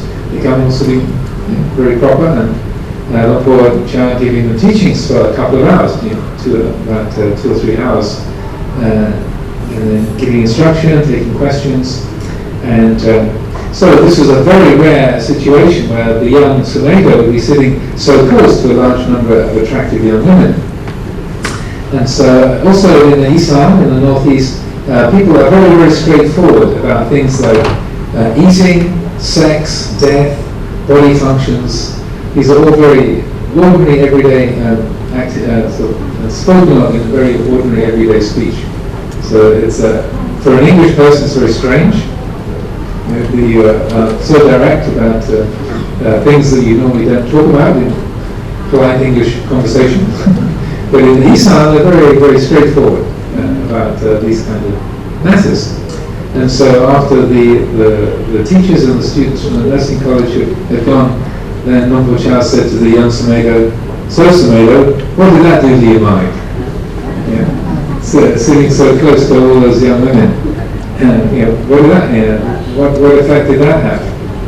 And then the response that the young Sumedho Bhikkhu made was, "Chok, then my how." Chok, then my how. Which means I like, but I don't want. And Lumpur Cha was really impressed with that. He's only like 2 or 3 years as a monk. But he was really, I think he realized, oh, this is a wise boy. Because he was not trying to pretend, I didn't even notice. He was not lying to himself, and he wasn't about to explode, having to hold himself down with desire. He recognized, this is attractive, I'm a guy, I'm 32 years old, I have hormones, there's 80 or so attractive young women sitting very close, and so there's effects that happen. And there's that feeling of attraction and liking, but also recognizing I like, but I don't have to follow that, I don't have to feed that, I don't have to let that liking turn into wanting. So on the theme of today, in terms of gain, when we get something, we can say, oh, very nice, thank you very much. We didn't want it, we're happy to have it, but we're also not heartbroken if it goes. And so this is a really, really useful distinction to make, to recognize the difference between liking and wanting. And similarly, at the other end of the scale, the difference between disliking and hating. Because we can dislike something without, again, crossing that line and going into hatred. So with complete honesty, without being hypocritical, we can say, I really don't like that, I really disagree with your opinions, I think they are completely impractical and upsetting, but I'm not going to hate you because of your opinions. And similarly, yes, I really find you extremely attractive, you are very beautiful, but no, I'm not going to follow this. So you're not trying to stop the feeling of liking or disliking. And oftentimes people misunderstand Buddha Dhamma. They misunderstand the meditation training. They feel like, I'm not supposed to like anything, or I'm not supposed to dislike anything. But if you take certain kinds of plant or food, and you put them on your tongue, it's a bitter taste. You can't pretend that bitter is not there. If it's sweet, you can't pretend it's not sweet. It's sweet, but you also recognize I don't have to want more of that. I don't have to hate it. It's just a taste. And there's a story. As I remember it, Lumpur Cha, I think it comes out of the commentaries. I've looked for it many times in the suttas. I can't find it. But there's a story Lumpur Cha told sometimes from his own education as a young monk. And it recounts an incident where the Buddha is being invited to have a meal at the palace of King Pasenadi in Bimbisara. And Pra Ajahn Amaro has gone along with him. And there's this magnificent banquet, this incredibly rich and delicious food is offered. And so as they're eating the meal, they receive all this food, then Ananda makes the comment of, I'm sure that is the Tathagata used the Blessed One. All this food is to you as if it has no flavour at all. That your upekkha, your equanimity of the Tathagata is such that you don't even notice the different flavours. And the Buddha said, as he usually did, not so, Ananda, not so. He said, actually, Ananda, you should remember that the faculty of taste of the Tathagata is extremely acute. And as the story goes, he took some food out of his bowl and said, here, Ananda, taste this, and you will taste things as the Tathagata tastes them. And so Ananda sort of took this mouthful of food, and there's this explosion of incredibly sort of blissful feeling, like this extraordinarily powerful and delicious taste that he'd never ever experienced before, to that degree. And the Buddha said, Ananda, this is how the Tathagata experiences taste.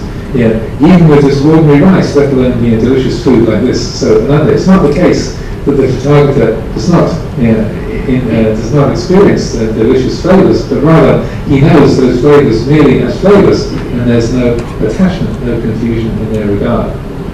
So that's a little thesis on desire. I wish you the best in learning how to like rather than want. Good luck. It's a big test. Next question. How does one type of desire, shanha, nai itibasi, differ from the type of desire which builds the ego? Well, it's a very good question. So there's essentially two kinds of desire that the Buddha talks about. One is chanda, which is spelled, in English is spelled C-H-A-N-D-A, chanda. And so that is the interest or the desire that is part of the basis of the four iddhipadas, the four bases of success. So that kind of desire can be motivated and directed without any kind of atta, without any kind of ego. So it's can be directed with mindfulness and wisdom. So that is the kind of desire that's necessary. It's an essential part of getting anything done, whether it's running a hotel, giving a Dhamma talk, eating your food.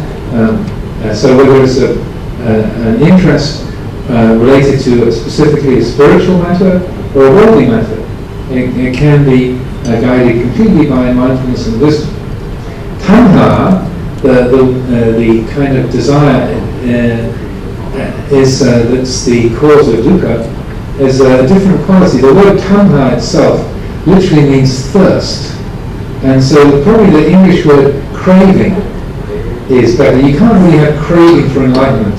You can have desire for enlightenment, but craving in English, it has a quality of agitation and obsession. There's always a sense of I and mine in tanha. So that's the essential difference, is that the kile tanha, the quality of craving, always has a feeling of self, or an attitude of self-benefiting, self-protection woven into it. And so that's why in the Four Noble Truths the Buddha defined it's tanha that is the cause of dukkha. When that self-centered craving is there, then necessarily there's going to be a painful result. And it's really through meditation that you learn to recognize the difference between those two, because they can look, it's like the right hand and the left hand, they look very like each other. And it's not like a computer screen where you can have a little file name in the corner. It doesn't tell you this is chanda, or this is tanha. You don't, when you have a mind state, you have a feeling, oh, that's nice. If you have a little readout in the corner of your mind, like in Google Glass, I don't use Google Glass, but if you have a little readout that says, this one's tanha, watch out, right? Well, this is chanda, this is Dhamma chanda, keep going, this is a good one. Maybe one day, maybe 5 or 10 years time, I'll have an app on the future version of the iPhone. Have a kind of implant that tells you, comes up, this is tanha, 5th grade, watch out, don't spend any money, this is dangerous. I'm kind of joking, I'm kind of not joking. I wouldn't be surprised if someone didn't come up with that but really it's through meditation and using the faculty of investigation. When we look at the mind, it's not just a matter of, say, noting that, oh, this is a thought, or this is a feeling, but in order to really develop wisdom faculty, there needs to be like an active investigation, a questioning. What's going on here? What's behind this? Where does this come from? What's this connected to? So this is called wise reflection. It's like exploring the quality of experience. And if any of you have listened to Luang Por Chah's teachings or read books of his teachings, you'll notice that over and over and over again, Luang Por Chah refers to this quality of investigation and exploring. And oftentimes we think of meditation as shutting down the thinking faculty. So that we think, to meditate means you're not thinking. But in essence, even though wise reflection is deeper than conceptual thought, mostly it uses conceptual thought, our thinking to explore. So we ask ourselves a question, hey, what's behind this? Or what am I really looking for here? Or what am I afraid of? Or what's motivating her to be like that? What's in that? So you're using the thinking mind to investigate, and so that's not outside of meditation. So even while you sit and meditate, it's not illegal to use your thought. It's not like every thought is somehow to be banished. It's not really, if you believe it's not really meditating if there's conceptual thoughts there, I'd say that's a wrong understanding.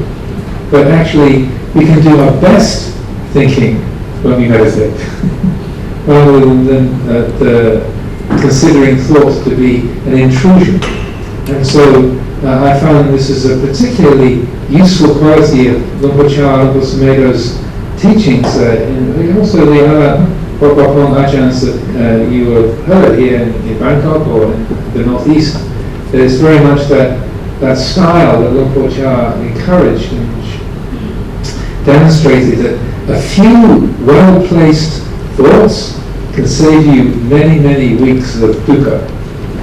Thinking carefully about what's going on, what you're afraid of, what you want, what you dislike, what the ingredients, the elements of a situation are, just to be able to clarify, okay, what's going on here, what's the pattern?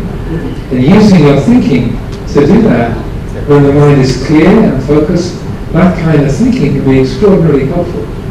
And similarly, when you read the accounts of the Buddha's own meditation, then over and over again he's saying, wisely reflecting, the Bhikkhu considers, the meditator is looking, wisely reflecting, they consider, this leads to benefit, or this leads to harm. So it's also not something that Luang Por Chah invented, but more it's an aspect of Buddha Dhamma that's not spoken of that much, because in the everyday way of speaking about meditation, thinking is taken to be regarded as a kind of illness, sort of brain infection. That if you're thinking, that means you can't be meditating. To meditate means to stop thinking. I'd say that's incorrect, because just because the mind is thinking doesn't mean it's suffering. Like the eye sees light, the ears hear sound, the tongue tastes flavors, the mind perceives thoughts. So just as you can see and hear, and the mind can be completely at peace with that, so there can be thoughts that are known clearly and understood and used, while the peace of the mind is maintained. The thought is just another sense object.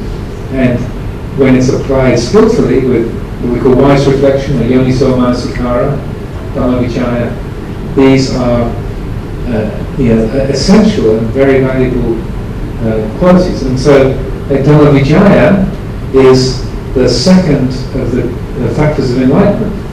So the seven bojjhangas, the seven factors of enlightenment, Dhamma vichaya, the investigation of reality, that's the second one. So thinking about what's going on, exploring, as the Dhamma vichaya is carried out through skillful thinking and investigation.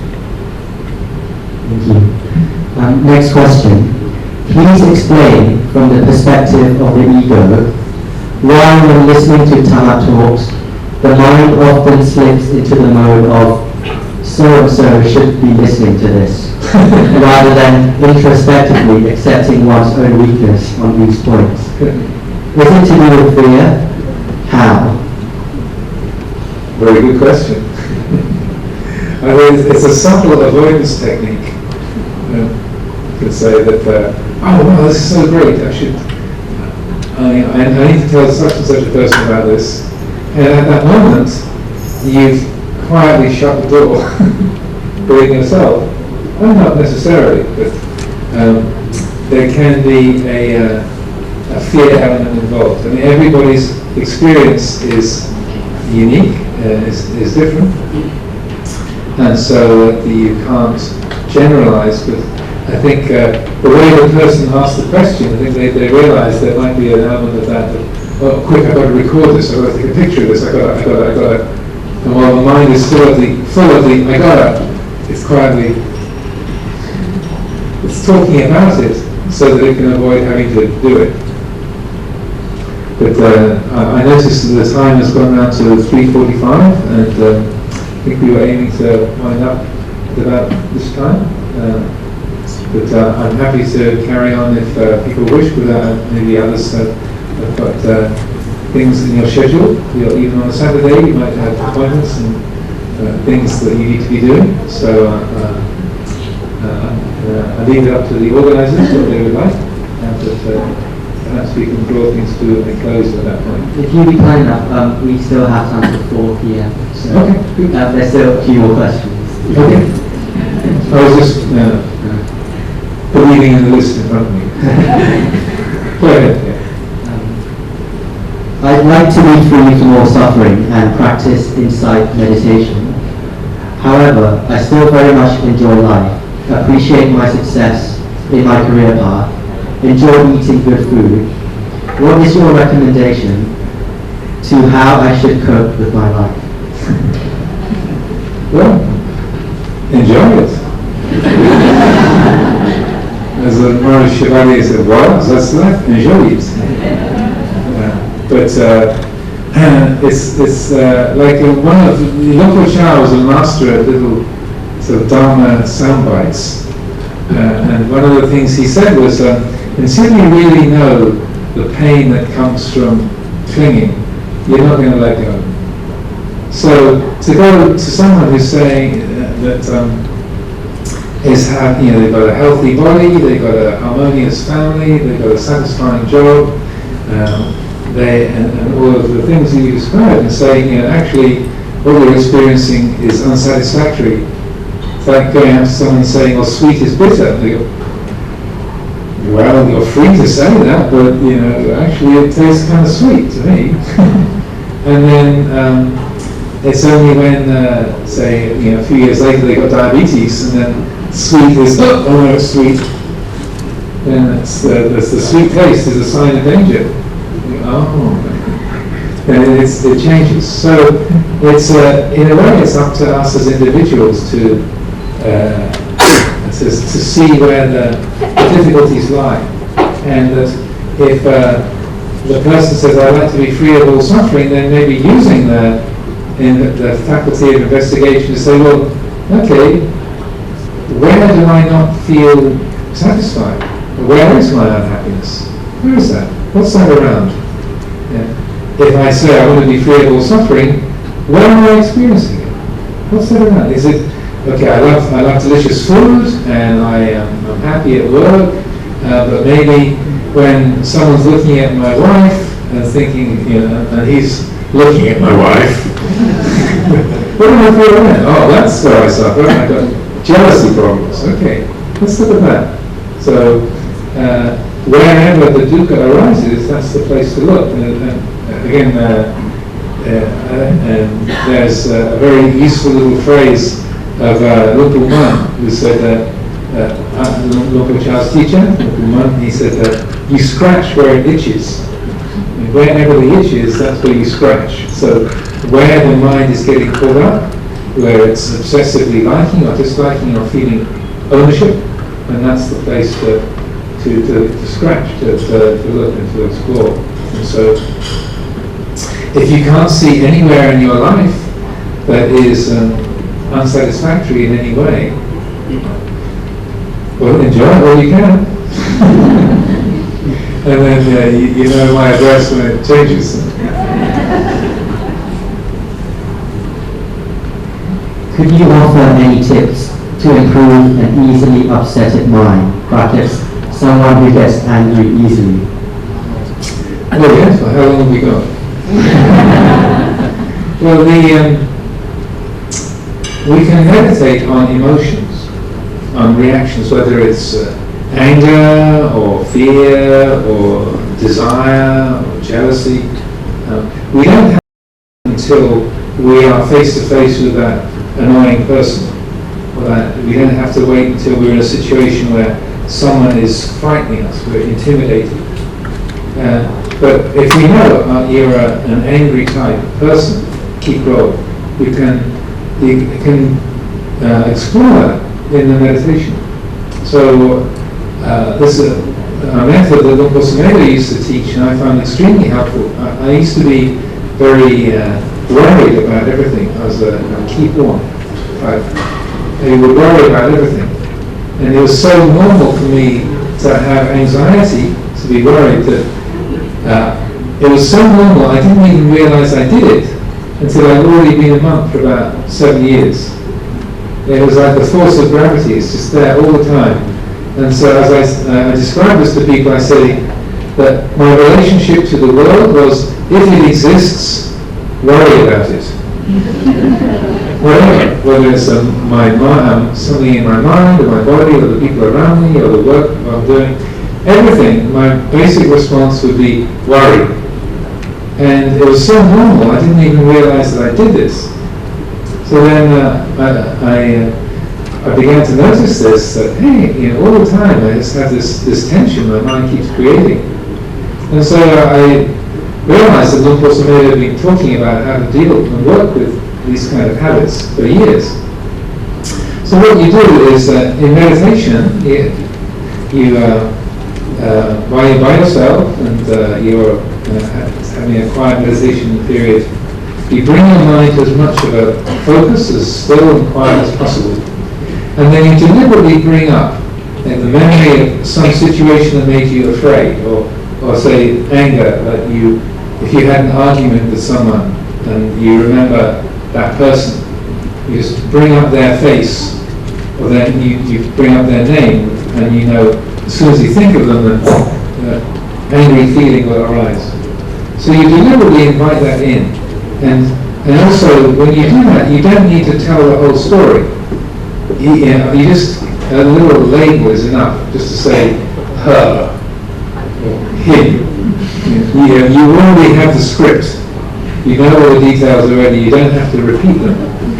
It's just, yesterday. And then the point of it is to trigger, to bring that feeling into being. So then this is the most difficult part of this practice then. After you've launched that feeling of anger or desire or fear, jealousy, then you have to, if I'm feeling, say, angry with you, bring your face to mine. Then at that moment, as soon as the anger is launched, then deliberately take my attention off the idea of you and then bring it into the body. Okay, now where do I feel that anger? Is it in is it like a tightness in my throat? Is it like a steel bar across my shoulders? Is it a knot in the belly? Is it sort of heat all over? What does it feel like? So you're deliberately just using the Vedana, the physical feeling that comes from the emotion. So then you use that feeling as the object of meditation. So anxiety, I would feel like a knot of tension in my stomach. So I bring my attention to that area and just feel that tightness of that knot. So you've deliberately let go of the thing that you're worried about, but just looking at the physical sensation. So then you make that the object that you're paying attention to, and then developing the quality of acceptance. Okay, this is what anxiety feels like. It's got this quality, it's this sensation. Here it is. So you're accepting it as part of nature, that we can feel that sensation. You're not saying it's good or it's bad, or you want it or you don't want it. No commentary, no complication, just it feels like this. So then you stay consciously with that feeling for like 5 or 10 minutes. And then after that time, and to really stay with it till you can fully accept it, just with no complication, here it is. This is the feeling of desire. I want. Wanting feels like this. So if maybe desire feels like a tightness in the chest and in the throat. Okay, that's the feeling of desire. I've done that. It's like, okay, that's the sensation. That's all. Not good, bad, want or don't want, periods. So then after 5 or 10 minutes, you consciously start to let it go. And particularly using the out-breath, the exhalation, to let that feeling dissipate, to fade away. And stay with it, and patiently being with it until it's completely dissolved. So sometimes it'll take just a minute to trigger, to launch that feeling, and then 45 minutes to let go of it. It's a particularly hot item. But that's okay. You have to stay with it till it has come to an end. And when it's come to an end, then let the mind stay with that feeling of stillness, peacefulness, clarity that you started with. So within that process, you started with emptiness, you watched that whole feeling come into being while it's present, you fully accepted it, then it completes its cycle and it fades away. So you watched it being born, doing its thing, and fading, and disappearing. So and during its life, you've accepted it, you've been able to acknowledge this is part of nature. So in that process then, you're learning to be mindful of that emotional state without identifying with it, without pushing it away or grasping hold, just knowing it as it is. So then, you do that a number of times, over and over, and so then when you're back in that situation and you're face to face with that person who is causes you to feel angry, or feel desire, or fear, or whatever, then as that feeling arises, then you know, oh, this is just that anger feeling. This is just that jealousy feeling. And it feels like this. And so then you know it, you can feel it arise and pass away. And so there's a little bit more space around it. It's not personal. It's not tied up with that particular dynamic. So when you do that, then you're able to know that feeling as a reaction, to accept it, to let go of it, and it won't get in the way of your actual communication with the other person in the situation. So I use this kind of practice a lot, and I can guarantee that if you do it, it has extraordinarily direct effects on helping you to develop mindfulness of emotion and to not get tangled in emotional states and judgments. It makes a huge difference. And because when it's like when you drink from a stream, you've also drunk from the source, the origin of the stream. Whether the water from the river, part of it, if you drink water from the river, you've taken water that's come from the source. So that the degree to which you can accept the physical sensation that comes with the emotion, you've accepted to some degree where that emotion came from. So what that means is that you're able to recognize, this is simply an anger reaction. I have a body, I have a mind, I'm a human being. Anger happens. It's not personal. This is how anger works. It arises, it passes away, it's not self. So then that leaves a little bit more clarity and space so that then a response can be made to the situation from satipanya and not from ego-centered reactivity. Regrettably, we're running out of time, so I must apologize if we were unable to get through to your questions. To end, I would like to thank you very much to Pra Ajahn for sharing his wisdom and knowledge and for giving up his time to be with us here today. ก็ขอบคุณน้องภูวินนะคะคุณภูวินเจริญรัชภาพนะคะที่เป็นตัวแทนของพวกเราในการมาถามคำถามนะคะแล้วก็นมัสการกับขอบพระคุณท่านอาจารย์ที่เมตตาตั้งแต่การแสดงธรรมจนกระทั่งถึงการภาวนาแล้วก็การถามตอบคำถามให้กับพวกเราได้คลายสงสัยนะคะในระดับหนึ่งคำถาม ที่เหลืออยู่ก็เก็บไว้ในโอกาสข้างหน้านะคะค่ะก็ในแบบนี้ก็ขออนุญาตที่จะเรียนเชิญนะคะท่านที่เป็นตัวแทนนะคะของพวกเราในการได้ถวายเครื่องเทธรรมแล้วก็ดอกไม้ทูบเทียนนะคะรวมทั้งท่านเจ้าภาพก็จะถวายปัจจัยนะคะอย่างที่ได้เรียนให้ทราบนะคะว่าวัดป่าอมรวดีซึ่งท่านอาจารย์เป็นเจ้าอาวาสตั้งแต่ปีพุทธศักราช 2553 มีความเป็นมาก็คือว่าแต่เดิมนั้นเป็นสถานเลี้ยงเด็กกำพร้านะคะอาคารหลายๆหลังของวัดอมรวดีก็ค่อนข้างจะทรุดโทรมนะคะครูบาอาจารย์รวมทั้งท่านอาจารย์ก็มีดำริที่จะซ่อมแซมอาคารหลายๆหลังนะคะ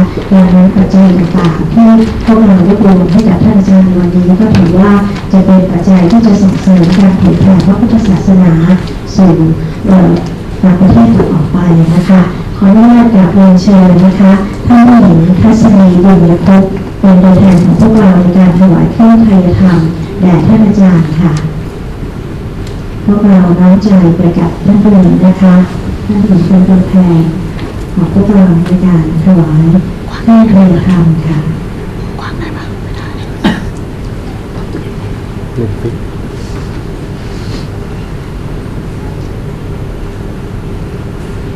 สาธุสาธุสาธุ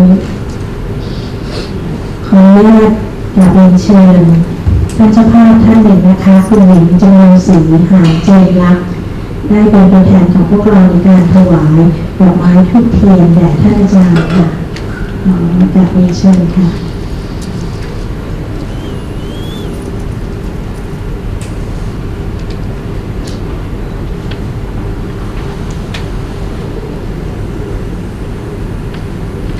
สาธุสาธุสาธุขอได้เรียนเชิญคุณวิกรศรีวิกรและพลตำรวจตรีนรวัฒน์เจริญรัชภาสนะคะเป็นตัวแทนพวกเราในการถวายใบปวารณานะคะซึ่งเป็นปัจจัยของครอบครัวแล้วก็ปัจจัยรวมนะคะยังมีปัจจัยบางส่วนที่อยู่ในกล่องด้านหน้านะคะค่ะซึ่งพวกเราสามารถที่จะใส่เพิ่มเติมได้นะคะรวมทั้งท่านใดที่จะถวายใบปวารณาต่อไปนะคะเดี๋ยวท่านอาจารย์ลงจากธรรมะแล้วก็จะมีช่วงเวลาที่ได้พบปะกับพวกเราหลังห้องนี้นะคะค่ะ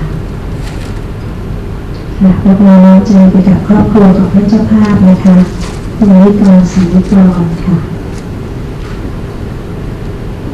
พลตำรวจตรีนรวัฒน์เจริญรัชภาสค่ะสาธุสาธุสาธุค่ะขอบพระคุณท่านเจ้าภาพนะคะทุกท่านขอว่าท่านอาจารย์เข้าสู่การถวายพระราชกุศลแด่พระบาทสมเด็จพระเจ้าอยู่หัวแล้วก็การแผ่บุญกุศลต่างๆเจ้าค่ะท่านอาจารย์ขอให้พวกเราดูมาที่ด้านหน้านะคะจะมีพระบรมฉายาลักษณ์ของพระบาทสมเด็จพระเจ้าอยู่หัวและสมเด็จพระนางเจ้าสิริกิติ์พระบรมราชินีนาถรวมทั้งค่อยๆหลับตาลงก็จะมองเห็นพระจิตรวัตรที่งดงามของพระองค์ท่านซึ่งเป็นประโยชน์ต่อชนชาวไทยมาเรื่อยมาปลอบชีวันปลุกชีวาพาชีวิตให้รู้ทิศรู้ทางรู้ย่างแย่งคือแสงเทียนแสงทองที่ส่องธรรมอันกระจ่างอยู่ประจำเท่าธรรมรงขอจงทรง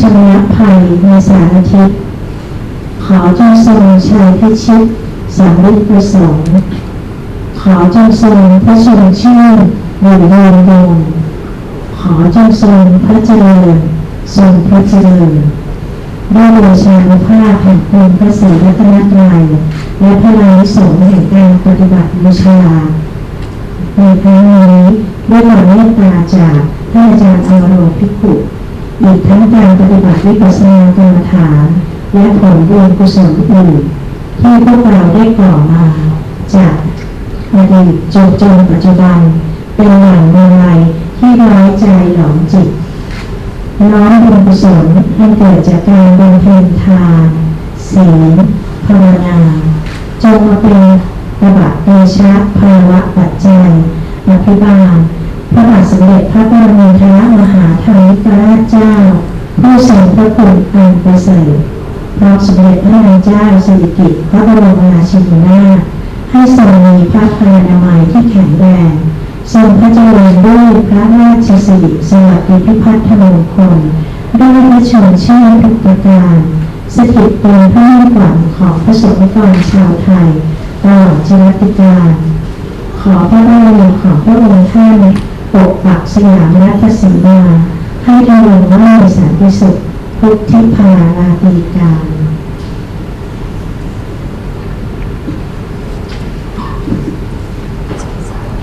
คิดมากมายภายใต้ไม่มีฉัตรต้นบริชัดออกดอกผลเป็นของขวัญให้ใบเย็นให้ดอกหอมให้เป็นทานให้น้ำหวานเพื่อหวานไว้จากใจงามขออุทิศบุญกุศลที่สะอาดในจิตใจของพวกเราแด่คุณเฉลิมพันธ์ศรีวิกรท่านที่หญิงสมศรีเจริญรัชภาพศาสตราจารย์ดร.เจริญรัชภาพผู้สร้างคุณงามความดีให้กับสังคมไทยด้วยการมีชีวิตที่ดีงามเป็นแบบอย่างแก่ลูกหลานและผู้คนในสังคมไทยกอบด้วยเมตตาธรรมตามแนวทางพระพุทธศาสนาขอท่านได้พบความสุขบนที่พื้นมายขอท่านร่วมอนุโมทนากับธรรมทานที่ครอบครัวและท่านเจ้าภาพทุกท่านได้บำเพ็ญด้วยกุศลเจตนาขอให้ทุกท่านกราบลานะคะเป็นการมอบบุญแก่พวกเราทุกคนนะคะอานิสงส์ที่เกิดจากการฟังธรรมด้วยความเมตตาของท่านอาจารย์อาโรในครั้งนี้ข้าพเจ้าทั้งหลายขอถวายเป็นพุทธบูชาแด่พระพุทธเจ้าพระธรรมเจ้าอันบริสุทธิ์ทั้งหลายพระสงฆ์เจ้าและบูชาคุณบิดามารดา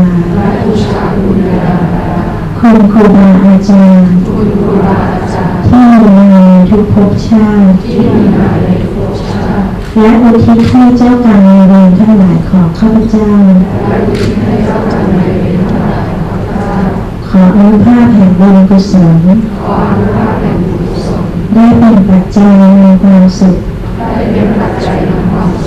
สงบและสันติสถิตอยู่ในหัวใจคนไทยทุกคน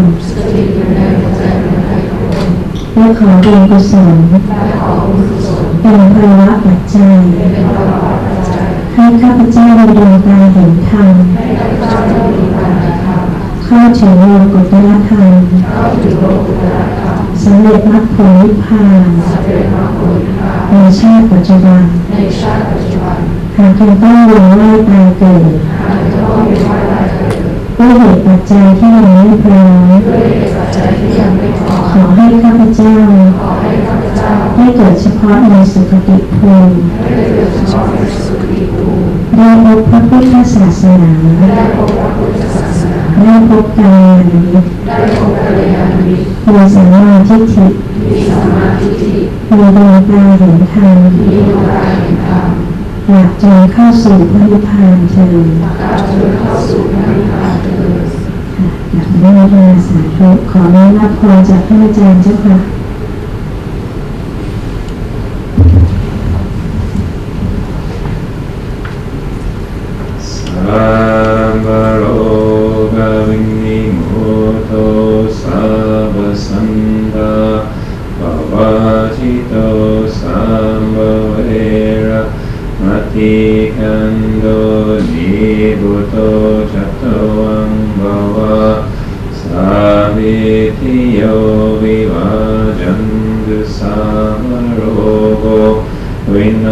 Sattu mate bhavat vandarayo sukhidi kayuko bhava ambivaranasi vesani chamvanda pachayino chataro dhamma vadanti ayuvano sukham